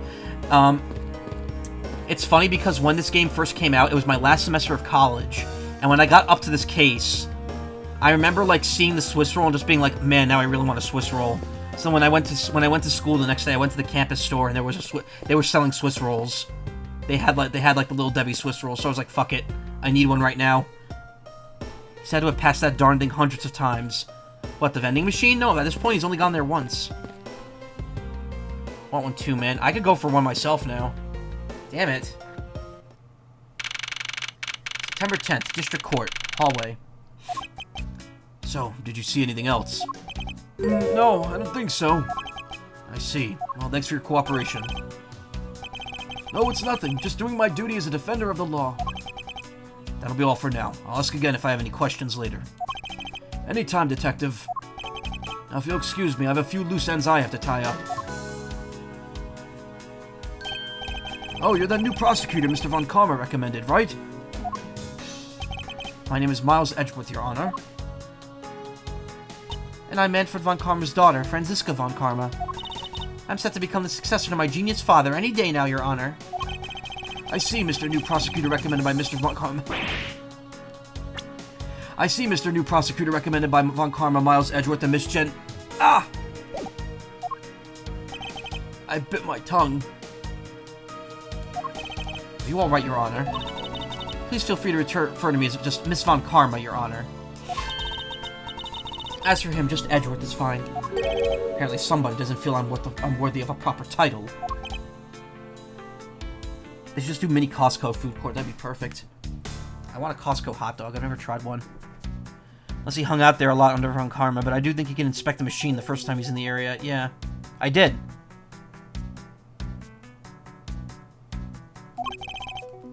Very well then, I shall call you Miss Von Karma and Mr. Prosecutor Edgeworth. Your Honor, Mr. Edgeworth is fine, sir. Now how about your earlier testimony? Yes, what about it, Mr. Edgeworth? I'd like to ask you a few questions about what exactly you saw. Alright.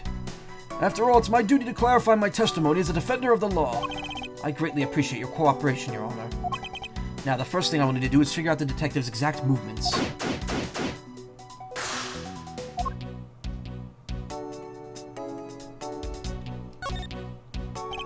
Your Honor, I'd like to ask you a few more questions, if you don't mind. Where were you at the time of the murder? Do you suspect me of something? No, nothing of the sort, Your Honor. Ahem. Well, you may very well continue your testimony. Your Honor. Your Honor, it's your testimony I'm after. Oh, I had no idea you were chasing after me or my testimony. I'm beginning to sense that I might want to avoid being in a trial run by this judge. Let's see here. Now then, how should I put this? When you get to be my age, you need to pay more frequent visits to the restroom. If you go and take a look through the window at the end of the hall, you'll see a small window. That's the window to the men's restroom. In other words, you could see clearly into this hallway from the men's restroom. When I was going into the restroom, that Detective Gumshoe, was it? Well, he was standing in front of the vending machines buying something from it. However, and this I couldn't believe, when I was about to exit the restroom, there was not a soul in the hallway anymore. Your Honor, if you could please calm down and explain to me rationally.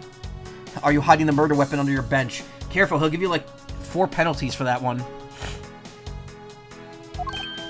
Oh, I'm really sorry. Please let me regain my composure. It was really suspicious.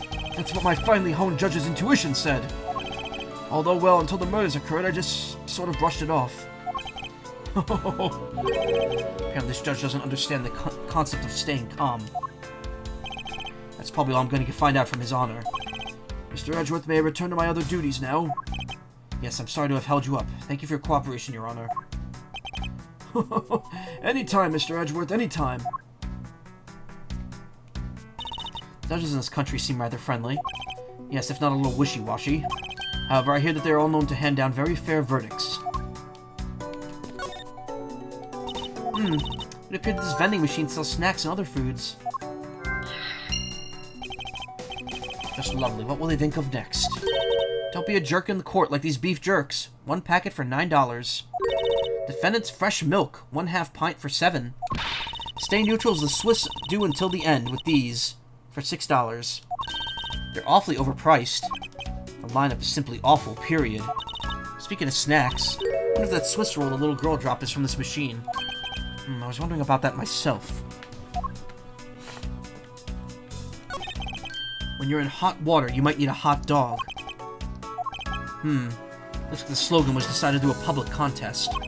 And the winner was Prosecutor Winston Payne. What a pathetic slogan. No presence at all. Now, for up to me, it would read, if you leave matters in a Von Karma's hands, everyone in court will be found guilty dogs. Objection! Overruled. Really funny moments. It's more like that he knocks out 95% of your health bar for that. Yep. He gives you 2 penalties, and they take out about like all but 1 notch of your health bar. Don't be a jerk in court like these beef jerks. I see. Objection! Miles Edgeworth, wouldn't you agree it's a very clever pun? Do you really think they'd put that much effort into the product name? Even a foolish fool could understand the foolish thinking of the fool who made it up. You're acting so foolishly that I got so thoroughly mad, and now I'm utterly famished. If you wanted a pack of these, all you had to do was ask like a normal person. Don't let the prosecution and the defense make a ham sandwich out of you. Sounds like it's directed at that ham of a judge. Well, it certainly isn't directed at me. I can outmaneuver him any day. I'd be scared of a hot dog from a vending machine. Oh, same. Also, hey, Zijingmong, how you doing? Yeah, I wouldn't trust this. It's like the Futurama episode where Fry gets the egg salad. The fresh egg salad. With the black tomato piece in it. When it's looking bad, blind your opponents with some OJ. Are they promoting violence? Don't worry, my whip will make sure that anybody following this advice won't be for long. But that sting of that whip, the sting of an orange juice may not be so bad. Defendant's fresh milk. What exactly is that supposed to mean? Then it means the milk is freshly milked by various defendants on trial right now. Defendants. No, I think it might mean that this was milked right here from the various defendants. Miles Edgeworth, you can't possibly be serious. Of course not.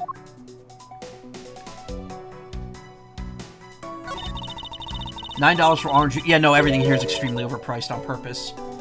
Stay neutral as the Swiss do until the end with these. The end of what? Well, I assume that means the end of the trial. Suppose it means that one should eat these during a recess? You can't eat during a trial, so I suppose the only time you can eat them is now, huh? Wouldn't mind if you wanted to eat one now. They come in packs of 2, after all. Huh. We're in the middle of an investigation. Besides, I don't have $6 on me.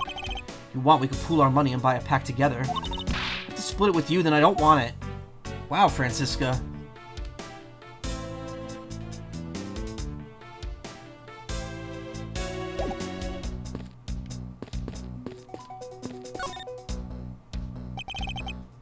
Won't rest until I've lived it, baby beer. Ugh! What's the matter? I pricked myself on one of the cactus's needles. Edgeworth, why'd you touch it? I didn't think the needles on this thing would be so sharp. Well, what'd you expect?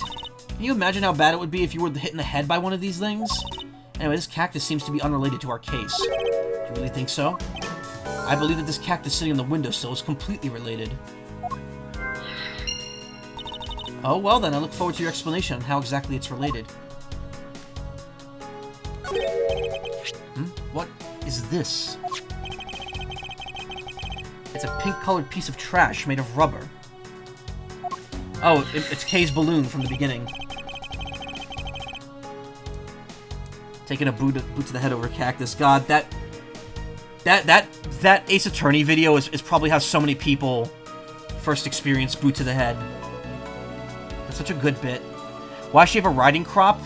Because she's too young to use her whip that she has in the later games. Because she likes hitting people. I feel like I've seen something like this before. Well, all I see is a piece of garbage. But you know, the fact that there's a litterer running around and loose inside this courthouse... simply unforgivable. Ah! It's not like it was I who littered. It is I who nuts to that. Rubbish belongs in a rubbish bin.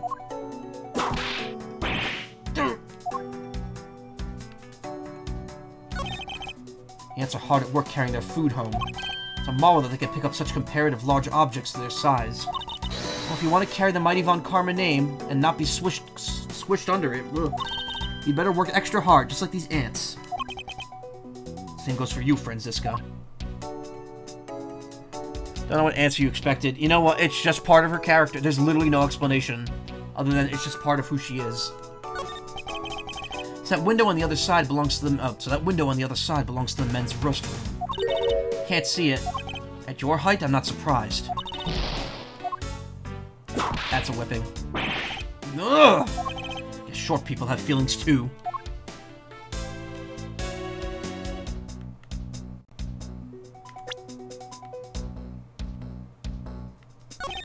Ants are pouring out of the hole in the bench as well. What if the inside of this bench consists of nothing but ants? Ugh, that's an awful thought. The Kokiri crop, she's not ready to pull out the master whip yet. Don't you dare continue with that gross line of thought. I'm sorry. Look at these black speckles. I believe it's a pile of ants eating away. Ooh, that detective, he claims that not a single ant slipped by him. And here's a whole hill of them. Ah! Why are you hitting me for? As a replacement for that pathetic detective. Perhaps I should add this deduction to the detective's growing tab of pay cuts. Anyway, I wonder what the ants are eating. From the look of it, it's just, from the look and sweet smell of it, pieces of cake and chocolate from a Swiss roll. How's Edgeworth? The courtroom is to be kept pristine at all times. It wasn't me that dropped the food on the ground. Oh! The courthouse must be kept clean. Oh! Oops.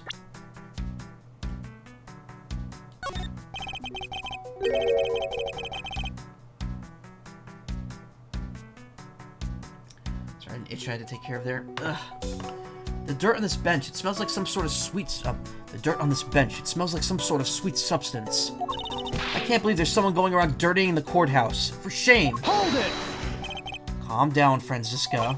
Now take a good look. Doesn't this smudge look kind of like a handprint to you? I suppose it could be.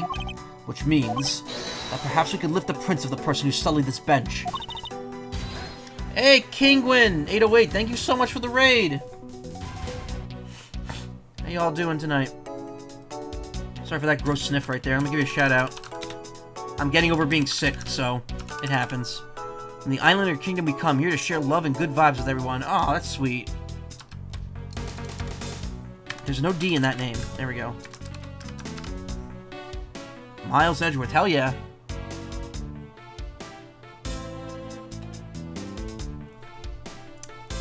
Everyone go throw him a fall. What are you playing tonight? Fortnite? Paper Mario? Everyone's doing well on this side of the stream. Yep, we're doing well. I made myself disappear. There we go, I'm back. Nice to meet you too, thank you. Wait, I know you. Didn't you follow me the other day, like, off-stream? Like, I remember getting a follow notification from you, Daydreamy. But it was, like, in the middle of the day. Anyway, hello, everyone. Yep, thanks to Kona Bird. Ah, cool. Hello, everyone. I'm Michael Macaw. I'm a variety streamer, PNG tuber. I'm getting over being sick. It's also late, and I'm probably going to stop pretty soon, but we'll throw a raid to someone else. Thank you for stopping by, and hope you enjoy your stay. Not today. We played enough Paper Mario and Fortnite the past couple days. The shoutout doesn't say what you're playing. Like, I don't know how to get Nightbot to do that. I gotta figure out the command to get that to work right.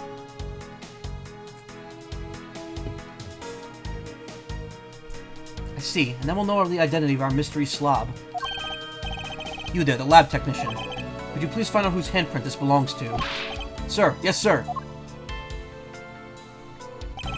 Got the results of the fingerprint analysis, sir. And do we know who they belong to? Sir, the fingerprints belong to Detective Gumshoe. Oh, interesting. Good work, officer. Detective Gumshoe's fingerprints left on the hallway bench. Dark smudge emits the scent of sweet sugar.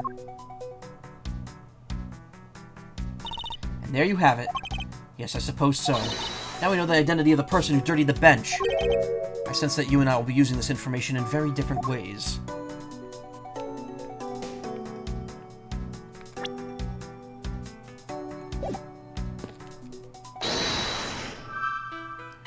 We played Mario Odyssey for a while, but it was fun. It was fun, but honestly do need a bit of a break. Oh, cool.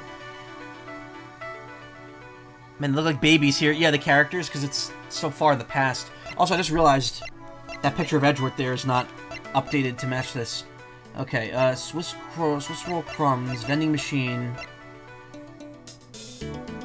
lobby number 2 window, not the window.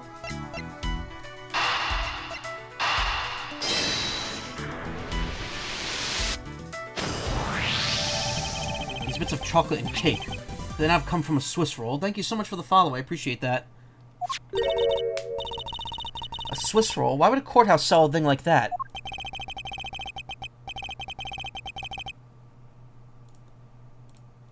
It may not seem like the right venue. However, it is being sold right over there. We just literally looked at it. The vending machine? Ah, I see. Stay neutral as the Swiss do until the end with these. 2 for $6. Talk about expensive. We just went over this already. Leaving that fact that it's on the expensive side aside. The fact that this cake crumbs and chocolate bits were found in this hallway suggests that they came from a Swiss roll that was purchased from this machine. I think I have a pretty clear picture of what happened here now. Naturally. After all, I'm here, aren't I? Detective Gumshoe must have sat on this bench as he ate his Swiss roll. And as he ate it, he dropped it on the floor and sullied the bench.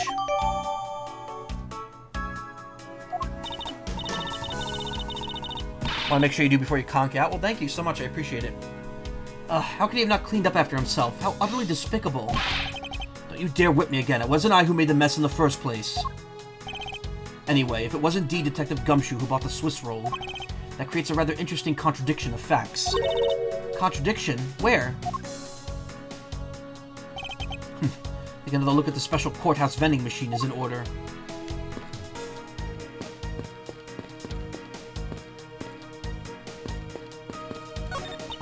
Doesn't look like there's anything contradictory left in this area. I suppose not. Perhaps I should check somewhere else. Did you find something, officer? I think there's a $5 bill back there. Come on, just a little more. Is there no one working this crime scene who isn't a total waste of living tissue? That's a great line. Unfortunately, there doesn't seem to be a single person we could deem useful here. Have you found any suspicious fingerprints, officer? Nope, just the fingerprints of those involved in the case, sir. Guess we know all the players in this case then, huh? It would appear that way, but I have the nagging feeling that we're missing something. I suspect that what we're missing is hiding right here in the crime scene somewhere. He's making the most ridiculous-looking face. It may be, but at least he doesn't look like someone who would tell a lie on purpose. I suppose, but to Von Karma, evidence is the only thing that carries any weight. Of course, at any rate, this poster seems to be of no use to us right now.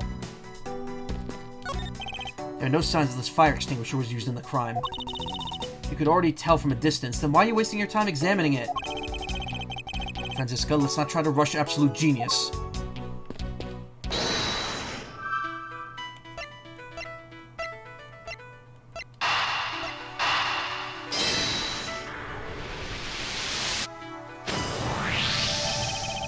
This pink rubbery substance, I saw this in a different form earlier today.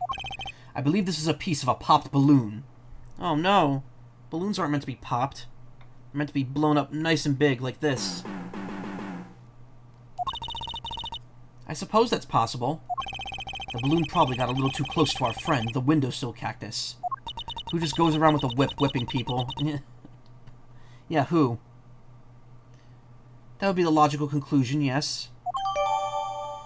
Just know I've seen a pink balloon around, found it on the windowsill of the hallway window. I don't think there's anything else we could do here. Yeah, lobby number 2 window. Got nothing for that.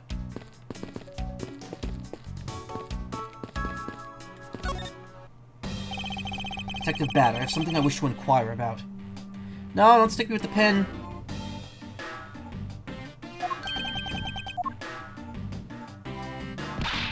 Hey, how about doing some actual work, you? Wish to inquire into Detective Gumshoe's movements during the recess. Getting in the way of the investigation. I have an order from Mr. Von Karma himself. Plus, I still hold investigative authority. So I hear you were the one to call for Detective Gumshoe to come down here. Faraday. That guy was just accused, you know? I just knew something was gonna happen. My detective's instinct told me. A lot of good it did you. Couldn't even protect one lone prosecutor with it. Hold it! Franziska, I think you need to apologize. I'm sorry. Terribly sorry, Detective Bat. Please continue. Use the phone on the first floor and call the precinct. Told them to send somebody over. And that the detective's the one, and that detective's the one that showed up. Remember, it's not actually a gun. He's pulling out his hand mirror from his jacket. Not only upon his arrival did you set Detective Gumshoe to stand guard, Detective Bad. Yeah, waited for him on the first floor. After he got here, we came up to these defendant lobbies together. Blah, blah, blah, blah, blah, blah.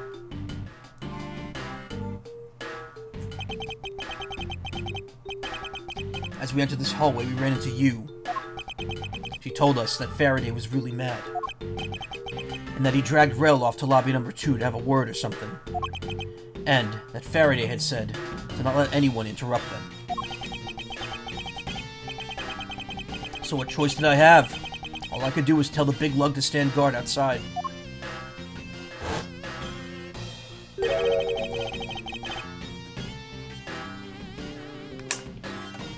And around what time did all that take place?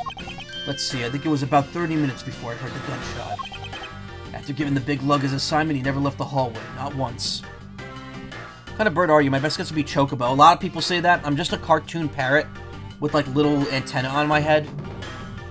But truth be told, my fursuit, I don't wear it often, but I do have one. It's actually a modified Chocobo fursuit, so people call me a Chocobo, and I'm just like, you know what? That's fine. Looks amazing. I mean, it looks... It looks silly. It can be silly because he's a cartoon. You can do this. Macaw's right in the name, true. A lot of people don't know what a macaw is, though. After giving the big lug his assignment, he never left the hallway, not even once. Oh, and how can you make such a claim? One of the guards out in the floor's main lobby swore to me he didn't. My channel banner is Chocobo GP as well. Yeah, I need to change that. Macaws usually look different. True. Well, it's just it's cartoon alliteration. It's like why in Indigo Park there's Molly Macaw, because she's, you know, it just sounds fun. Pound for pound, Michael's your best macaw value for macaw $1. Hell yeah. I mean, you get all this for free. Usually. If the detective never left the hallway, then where did he disappear off to? That's simple. He must have gone to lobby number 2, just as I suspected. You and I were both in lobby number 1 next door. The only one without an alibi is Gumshoe. Seems I'm still missing some key pieces of information. Detective Bad, you also heard the gunshot, did you not? Yeah. I heard it when I was in defendant lobby number 1. That's why I came running towards lobby number 2 together with you. How much time elapsed between hearing the gunshot and your arrival on the scene? Less than a minute. What were your movements upon hearing the gunshot? Grabbed the big lug who was just walking around in the hall, and raced into lobby number 2. And that's when we discovered the bodies, in that order. That makes you the discoverer of the crime scene, right? Yeah, guess it does, little miss. I'm about to become a prosecutor very soon. You will treat me with the dignity I deserve, or else. Wave that thing around anymore, and I'll have you arrested for obstruction, little miss. Well, you dodged it. You wouldn't dare. Just joking. Duh. He's so, like, realistic and grizzled that he, like, clashes with the rest of the cast's appearance. Detective Bad is really something if he can make Franziska behave. Are we about done? Is there anything else I should ask him about? I'd like for you to tell me the exact time you heard the gunshot. It was about the end of recess, and the trial was about to start again, I think. He was supposed to make time for himself to transfer the evidence he was holding. But I got the sense he wasn't going to show for the handoff. So I figured I should go get him, or he'd be late. And just as I thought that, bang! The sound of the gunshot hit my eardrums. So you heard the gunshot right before the trial was about to restart, huh? Heard the gunshot right before the trial was about to start again. Are we done here? I don't have any time to waste. Hold it! Oh, come on, all you're doing is standing in front of this door, doing nothing.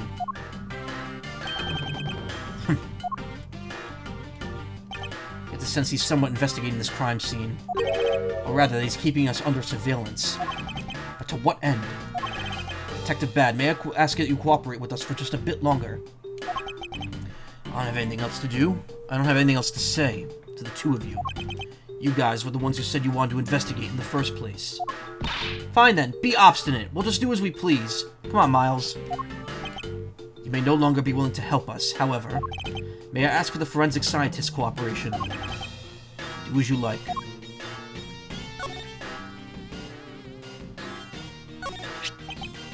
Showing that off make you feel like a big, strong prosecutor?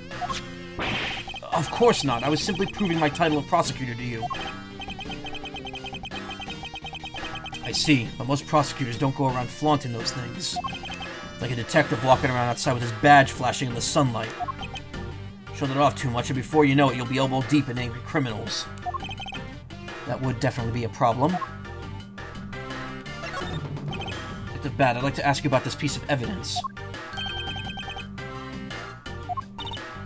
What a narcissist. Had to look at his own face in the evidence. Don't trust your eyes all the time, little girl. I could see the evidence and keep an eye on the two of you with this mirror. What? Then why don't you answer? Because I got nothing to say. That's all. Understood. Why couldn't you just said that at the beginning?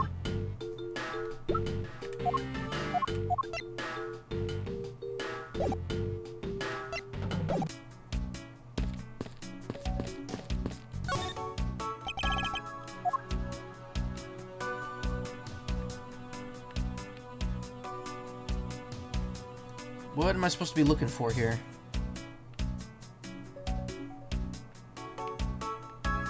Oh, deduce, okay. Keep forgetting that exists. Eureka! There's clearly a contradiction here. You think so? I think there is one. I think there should be one. Not angry with a foolish game of semantics, Miles. Ugh. I better look a bit more carefully at my evidence again. I did not mean to fuck that up.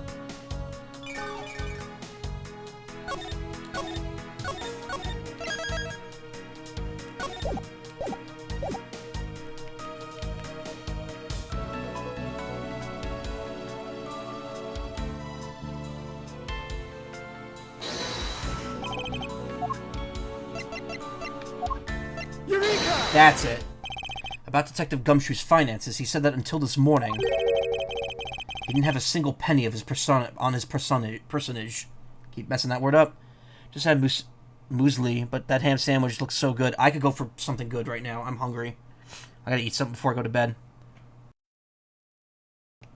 The deuce button is a tough part of investigations, not gonna lie. I keep forgetting it's there because the game doesn't say... You just have to assume that you remember it.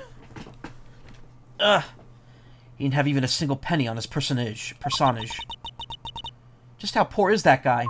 If his bonus was really only $5, then he should not have been able to purchase a pack of Swiss rolls. However, facts being as they are, we found cake crumbs on the floor. Meaning Scruffy must have bought a pack somehow. Indeed. That detective should not have been able to purchase a pack, yet he did. The question is, how? It's priced at 2 for $6.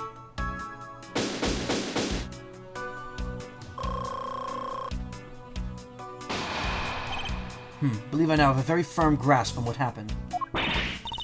Well, I do too.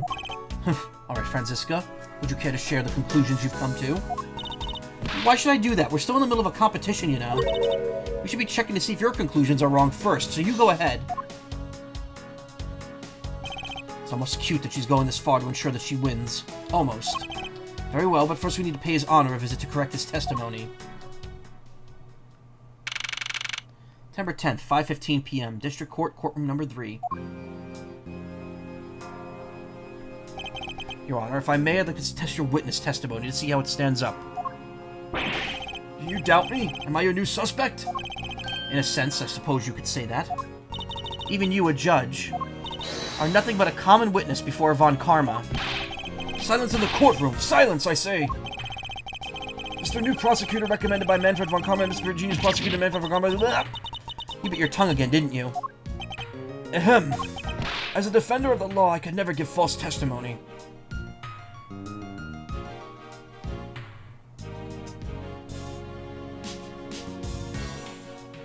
Sorry.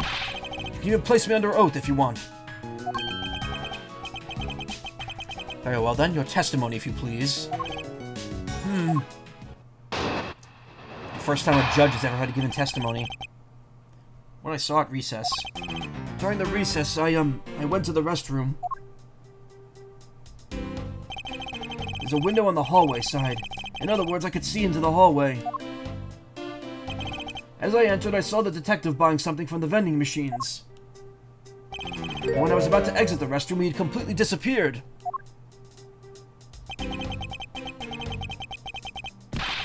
Detective that goes missing while on duty. That sounds mighty suspicious to me! What the... Your Honor, can you please try to remain calm? Oh. No, I can't. Sorry. I'm so used to simply listening to testimonies that I got caught up in the excitement. I'm sorry, Your Honor, but I'm afraid I'm going to have to spoil your fun now. We are only halfway into this. We're in the midpoint of this case, according to the chapter list. So we're gonna probably stop. I'm gonna stop soon. It's 4:11 already. I'm gonna go for maybe another 10 minutes. During the recess, I went to the restroom. There's a window on the hallway side. In other words, okay, I already read all this. So I detected buying something for the vending machines, but when I was about to exit the restroom, he had completely disappeared. Detective that goes missing while on duty. It sounds mighty suspicious to me. Hold it! He disappeared, but Your Honor, didn't you just say? I saw the detective buying something from the vending machines. Well, yes, I did. The restroom window looks over the courtyard and right into the hallway. But just as I was about to exit, I took another look and there was no one in sight. That led me to... What? That led me to the only solution to this mystery. That detective must have gone to the crime scene, lobby number 2 at that point. So he looked in the hallway from the restroom and over the courtyard, did he? Hold it! Your Honor, I ask that you please remain calm. No, I'm perfectly calm. Perfectly calm. Being anything but perfectly calm. Appears that His Honor could not have been mistaken in what he saw. I suppose so, given his line of sight. However, Francisco, why do you suppose our lines of sight are so different? If you're referring to my height... Can't you hold that whip still for just a second? Now, about His Honor's testimony. I believe his line of sight to be an important factor. If it's that important, why don't you hurry up and tell him already? I will, but there's one more thing I need to do if I'm to correct His Honor's testimony. I'm going to need to retrace Detective Gumshoe's movements.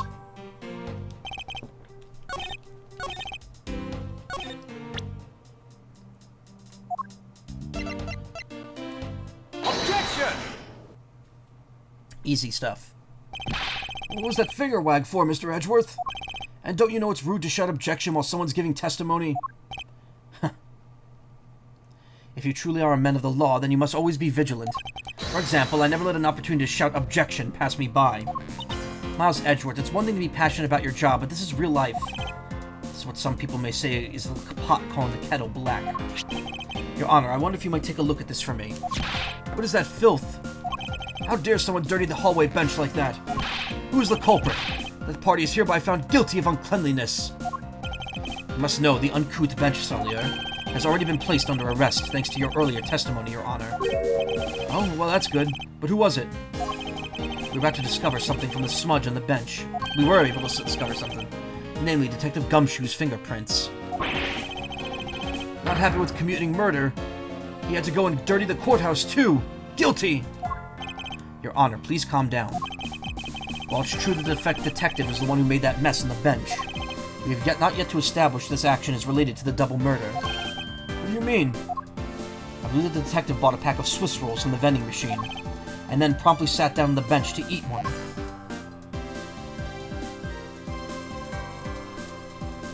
The cake crumbs and pieces of chocolate on the floor under the bench, and Detective Gumshoe's fingerprints prove my conclusions to be true. Oh, but I still don't understand. Is this the whole thing related to how I couldn't see him as I was leaving the bathroom? It is indeed. The window in the hallway was built rather high up into the wall, at around the grown adult's chest height. As evidence, I submit that Francisca herself was unable to see out of that window.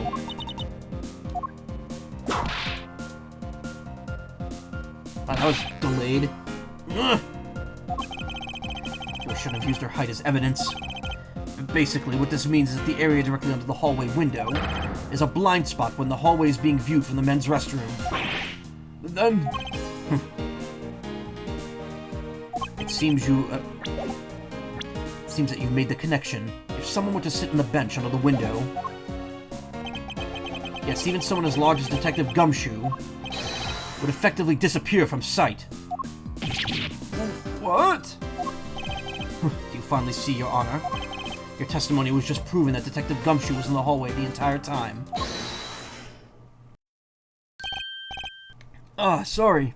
You whip someone during a hearing? Doesn't that kind of disrespect the courtroom? Francisca does not care, and neither does the judge or the bailiff. I didn't mean to say it with so much enthusiasm. All I wanted to do was try saying it once. Here, let me try that again. Hold it! Is there something of value you'd like to say? Yes, actually there is. I remember something else just now. Mr. Edgeworth, please allow me to testify to the court one more time. Even if we overrule him, he'd just keep on talking, wouldn't he? That might not be a bad thing. The more info the better. The more info the better in a perfect investigation, right? I suppose it's possible you can't see a seated person from the restroom window. However, that doesn't mean the detective was sitting there when I looked. Anyway, I forgot to testify earlier about probably the most important detail. As I was leaving the restroom, I heard the loud bang of a gunshot. How was that? That is a testimony of the judge of one who judges the crimes of others. Hey, Karma, welcome back. I'm about to stop. It's okay if you had class, don't worry.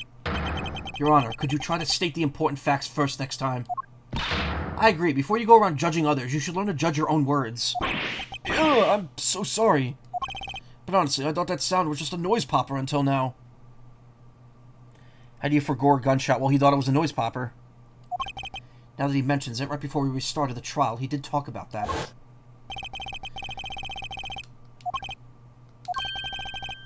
Come to think of it, the other day with my grandson. The most critical point in this argument is when did the judge look into the hallway, and whether that lines up with when the gun was actually fired. Your Honor, if I may, I'd like to clarify a few details in your testimony. Probably the last thing I'm going to do for tonight. Alright, level zoo animal 0 brain shoe real brain cell gumshoe. Brain shoe? Brain shoe gum cell.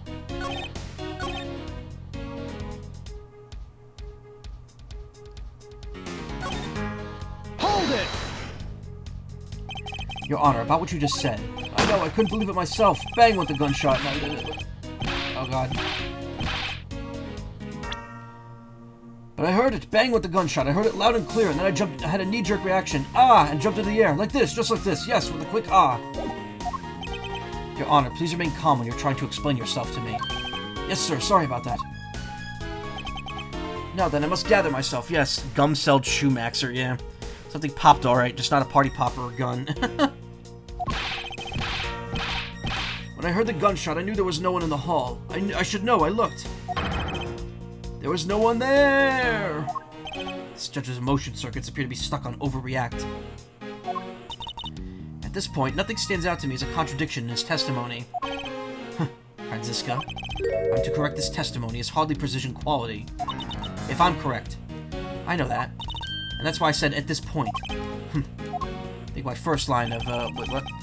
I think my first line of attack will be to draw more information from His Honor.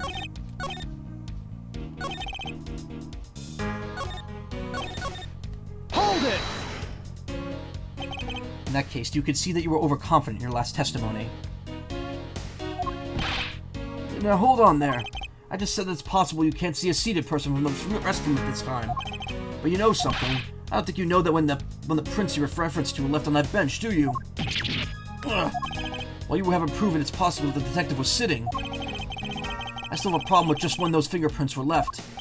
He's right. I've yet to prove when the fingerprints were left on the bench. While he feigns ignorance, His Honor has seen a lot in his life.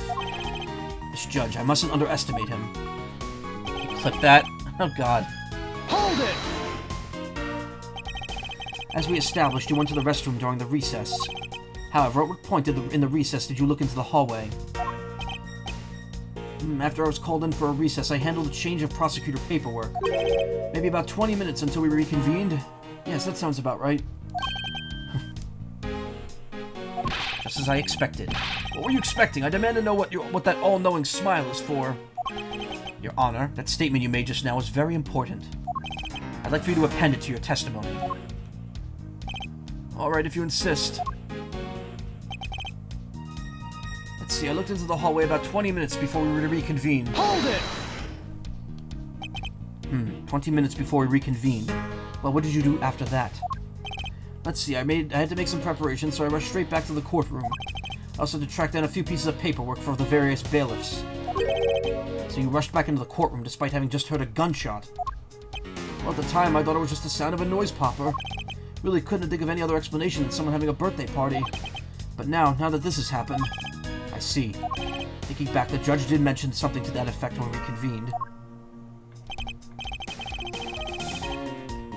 Hold it! If it's something that's forgettable, I don't need to hear it. Oh, but all I did was forget to mention it. That sort of excuse may work on other people, but not in the Von Karma. Oh. But it's such an important piece of testimony. Please give me a chance to present it. Suppose I have no choice in the matter.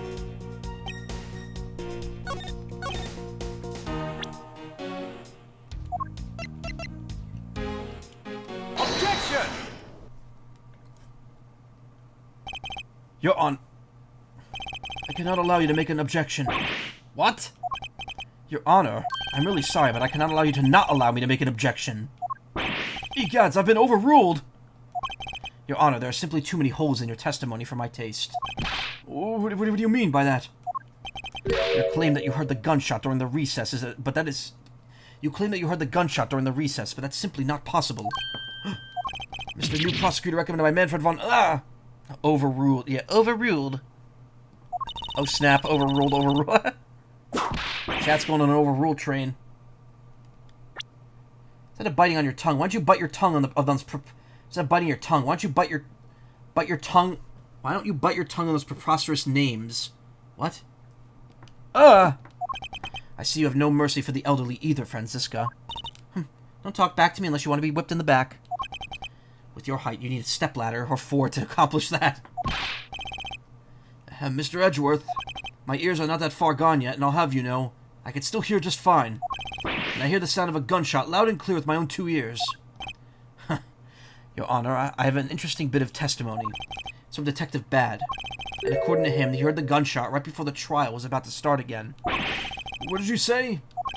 Your Honor, you just said that you heard the gunshot about 20 minutes before we were to reconvene. How do you explain this glaring contradiction? That can't be! Unfortunately, that is the truth. But I heard it clear as day. Bang! A loud sound of a gunshot. Sound of a gunshot. We keep returning to this point of contention. And that piece of evidence, I always did wonder why I found it where I did. However, now I understand what that gunshot the judge heard really was. Unfortunately, Your Honor, what you really heard produced by the gunshot is...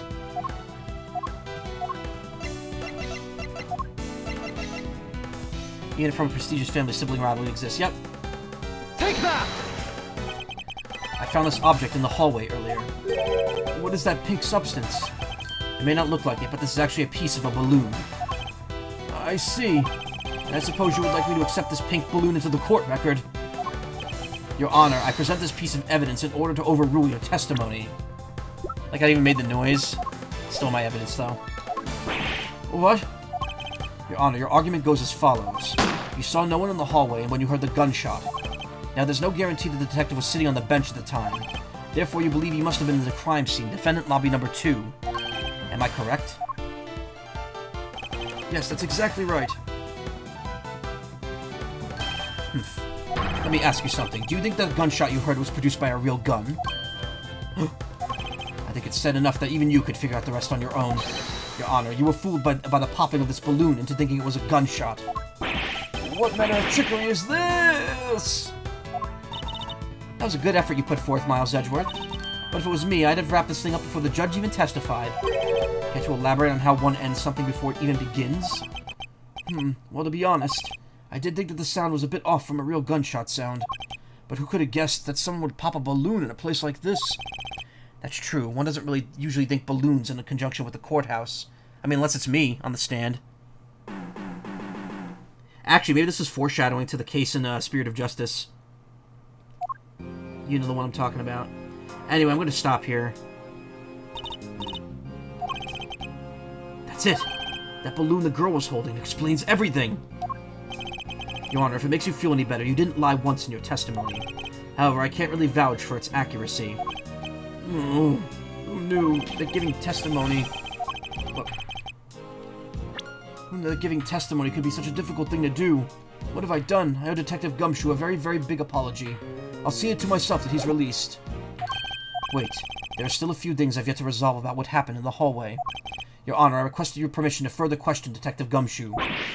But why? I thought we just cleared his name. Whether we just did now or not, it still cannot say. The only thing I can do for now is continue my quest for the perfect explanation. And to that end, I must resolve the remaining issues pertaining to the events that occurred in the hallway. Very well. Bailiff, please to bring Detective Gumshoe into the courtroom. I must fulfill my mission and find the perfect explanation to this case.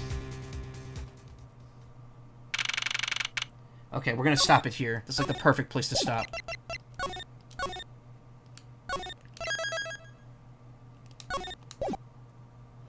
Woo!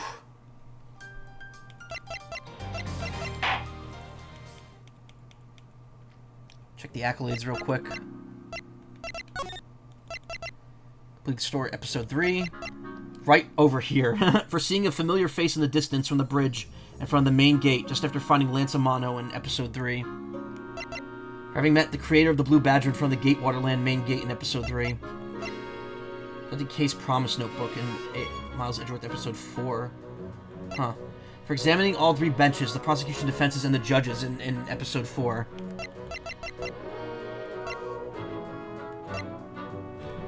Step ladders. That's both in, okay, that's in Episode 5.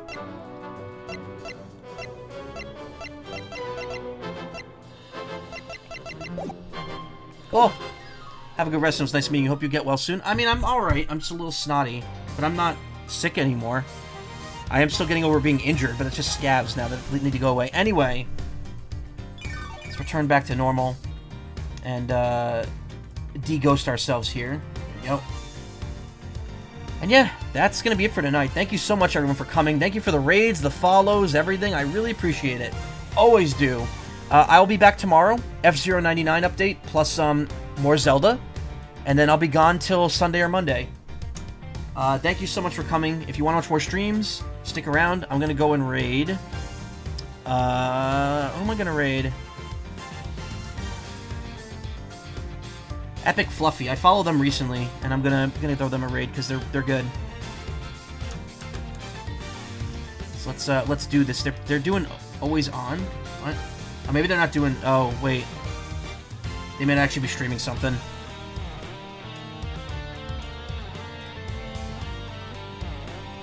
Okay. I think they're in emote mode. Yeah, they're in emote mode. Alright, never mind. We're gonna, if you want to check them out, that's epic_fluffy. I'm going to instead, raid Rygon Plays. They're doing something. World building for the evening. Oh, they've been streaming for 8 hours. Okay, you know what? Who cares? Let's do it. Alright. Stick around. Tail guy, yep. Stick around. Say hi to Rygon. Check out Epic Fluffy. I'll see you all tomorrow. Thank you so much for the raids and follows and everything. I love you all. Thank you so much. Bye-bye. Good night. I love you.